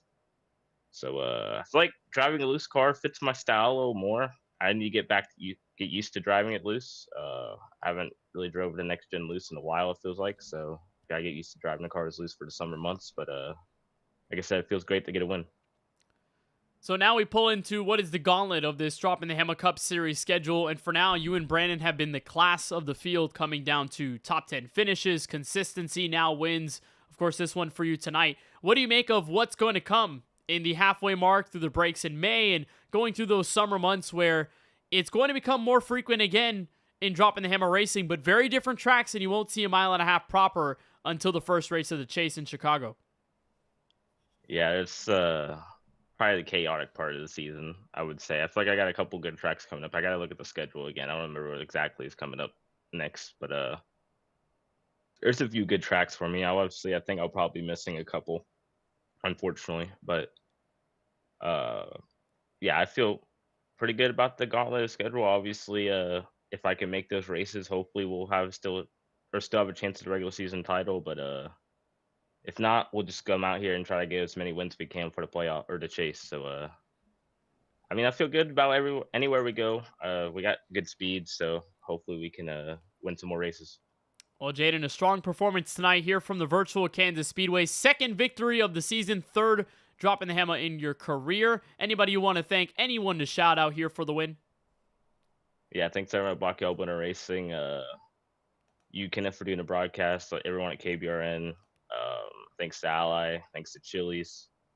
Thanks to my brother and his friends for watching. Thanks for everybody who was watching my stream and the YouTube stream. And we'll see you tomorrow night for KBRN Trucks at Dega. Well, those viewers on your Twitch stream and YouTube stream definitely celebrating with you on the victory tonight. Congratulations on the Vortex Theory 300 victory. We'll see you in the rest of the field in a few weeks at Talladega Superspeedway. But until then, enjoy the week off next week and enjoy the win. All right, thank you. Jaden Porter victorious for the second time this season. First win since early March. That was race 2, Las Vegas. Crazy to say how long of a time it's been since that last victory, but he now breaks that winless streak, at least for a little while, as we join the second place competitor. First career top 3, best career Droppin' the Hammah Cup Series finish in his second race. Ethan Thompson joins Francisco. Hey man, how's it going? Well, Ethan, it was a great run for you here tonight in just your second start in this series. We saw most of the drivers struggling with that right rear for most of the night. What was it like for you trying to manage that right rear tire with this extra power? I definitely struggled quite a bit. I mean, it was an absolute handful. I kind of had the same problem that a lot of them did with the right rear. I mean, I even had the one incident where I ended up spinning out. And it was on edge. I mean, and whenever it did decide to go, it was just, you kind of almost didn't see it coming, and then by the time you did, it was too late. But was able to bounce back, and just made a good pit call there to get tires there toward the end, where I think maybe the top 10 or so stayed out. But it was really hard to pass, honestly. At least to me, I felt like it was. I mean, everyone was, so quick, and with it being on edge, especially when you got around other guys and the way the air affected stuff. I mean, it was definitely really difficult, but definitely happy with the result, especially with it only being my second race here. And we saw you go for that alternate strategy call there at the latter half of the race. You bolted on tires that were just over 10 laps fresher than everybody else. What did you think was going to happen with that strategy call? Did you think it was going to give you a chance to go for the win, or were you just trying to play the track position game in case another yellow came out? I definitely felt really good that if we could get a green flag run to the end, it would put me in a position to get up in the top 3 or so. I mean, I had about 7% worn off my right sides just from those 10 laps. So I knew that just the 10 lap different tires would definitely make a pretty big difference. And I figured, what the heck? I mean, I really wasn't probably going to gain a whole lot staying where I was at. So, I mean, I'm not really going to be in much of a points battle since I started so late into the season. So I figure, why not take a shot and do something to gain as many spots as I possibly can. And fortunately, it did stay green. I did have one set of tires left, so if we did have to pit, I knew I would still be able to at least restart without losing any spots. And it worked out well for you there, Ethan, to capture a second place finish. Anybody you want to give a shout out to that helps make this happen for you and the whole 99 team? Huge shout out to DEP Racing. Appreciate Dan, the owner, one of the best iRacing painters out there, hands down. So if you need a paint, he's your guy. Thanks to my teammates, they both had really rough nights, but just shouting them out anyway. Appreciate them hanging out and racing with the team. And this is by no means to toot my own horn, but since I'm new here, I'll just give you guys a little fun fact. I'm actually a C7 quadriplegic. So it's an interesting little story. If anybody ever wants to learn about how I race, I'd be more than happy to show you all what I do. But just fun racing out here, even though the circumstances. I appreciate the time you take with us, Ethan. Congratulations. We hope to hear from your story over the next couple of weeks. And congratulations on your career best finish in your second star. Hope to see you out there next time out at Talladega. All right. Thanks, guys. What a story for Ethan Thompson. Second career star, best career finish. And can't wait to uncover more of the story that makes Ethan Thompson who he is as he joins us and ends up in the second place position here from Kansas. Now to be joined by the final driver in our podium tonight and a back and forth drive for Warren Kyle Keith. Warren, you were at one point a lap down in this race. You rallied back, short run car put you into third, and you just held on to it in the final run. What was that like to come back from behind the 8-ball and get a top 3 at the end of it all? I'm just glad to leave Kansas. Let's back the truck up and get out of here. Yeah, it was it was a heck of a night. Got involved in that wreck, just minding my business, riding the wall, and then all of a sudden there's a Cardinals 32 Mustang just fleeing up the racetrack at Mock Jesus in front of me. So nothing we could do there, but yeah, I got mired a lap down and just clawed our way back. And I don't know, the car hooked up later in the race. I don't know why or what. I couldn't figure it out. Car was awful at the beginning of the race, maybe just the track temps, but I couldn't get it to go into turn 1 to save my life. And then maybe with about 80 to go, when I came through to the lead there, I don't know why, but the car just went down to the turn 1 and planted and stuck like an Indy car. It was just phenomenal. So it kept doing that, and then with about 20 to go, the right front was like, we're done. We're getting out of here before you get out of here. Finished the race, I think, with 9% on the right front. So it's man, the 110 package is a hell of a drug. It's good. It's good to have a car that actually forces you to do something other than downshift, ride, and hope the dirty air doesn't kill you. So let's talk about that a little more. You said this truck was ready to get out of here from Kansas. I mean, this was a rough race for a lot of drivers. Attrition at an all-time high. Only 9 cars on the lead lap at the checkered flag. What for you worked out to just survive it all? This felt like the most treacherous race of the year. Well, I mean, having damaged and getting it done early is part of it. And then seeing just absolute chaos in your mirror. But, it's just kind of being, kind of like the old days, really. I've been doing this long enough to remember the Gen 6 cars when we actually wasn't like an Indy car. You had to be careful to throttle off some of the corners or it's just going to snap. Hell, if I look back, I think there was a race with Darlington. I did exactly the same thing. Came off turn 2 and the car just went down to the inside wall as quick as you could say go. And it's kind of like the same thing off of 2 here. You just had the baby the throttle, and if the car snapped, just hope that you had enough room to catch it, which I don't know why, but you could catch these cars, but you wouldn't get a second chance at it. You always had that first shot. So, just kind of babying it, driving like it's an old Gen 4 car. It's weird to say that, but it's the truth. That's how I had to drive it tonight.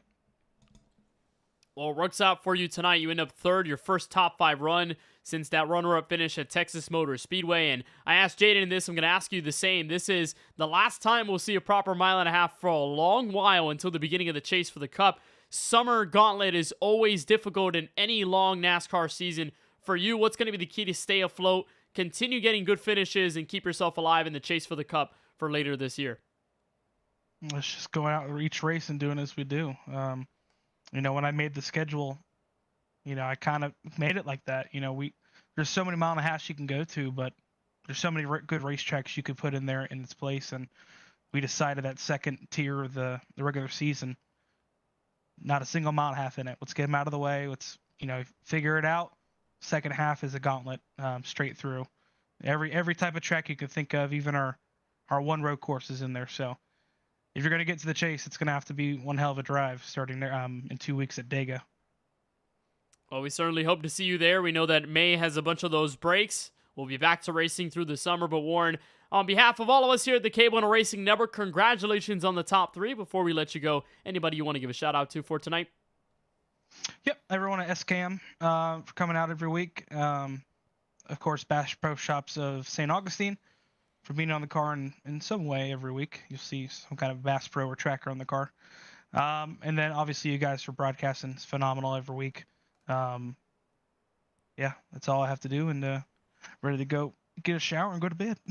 All right, Warren, where you deserve it. A very long night here tonight from Kansas. Certainly appreciate the time. Congrats on the top 3, and we'll see you at Talladega in 2 weeks' time. Happy Mother's Day this coming weekend.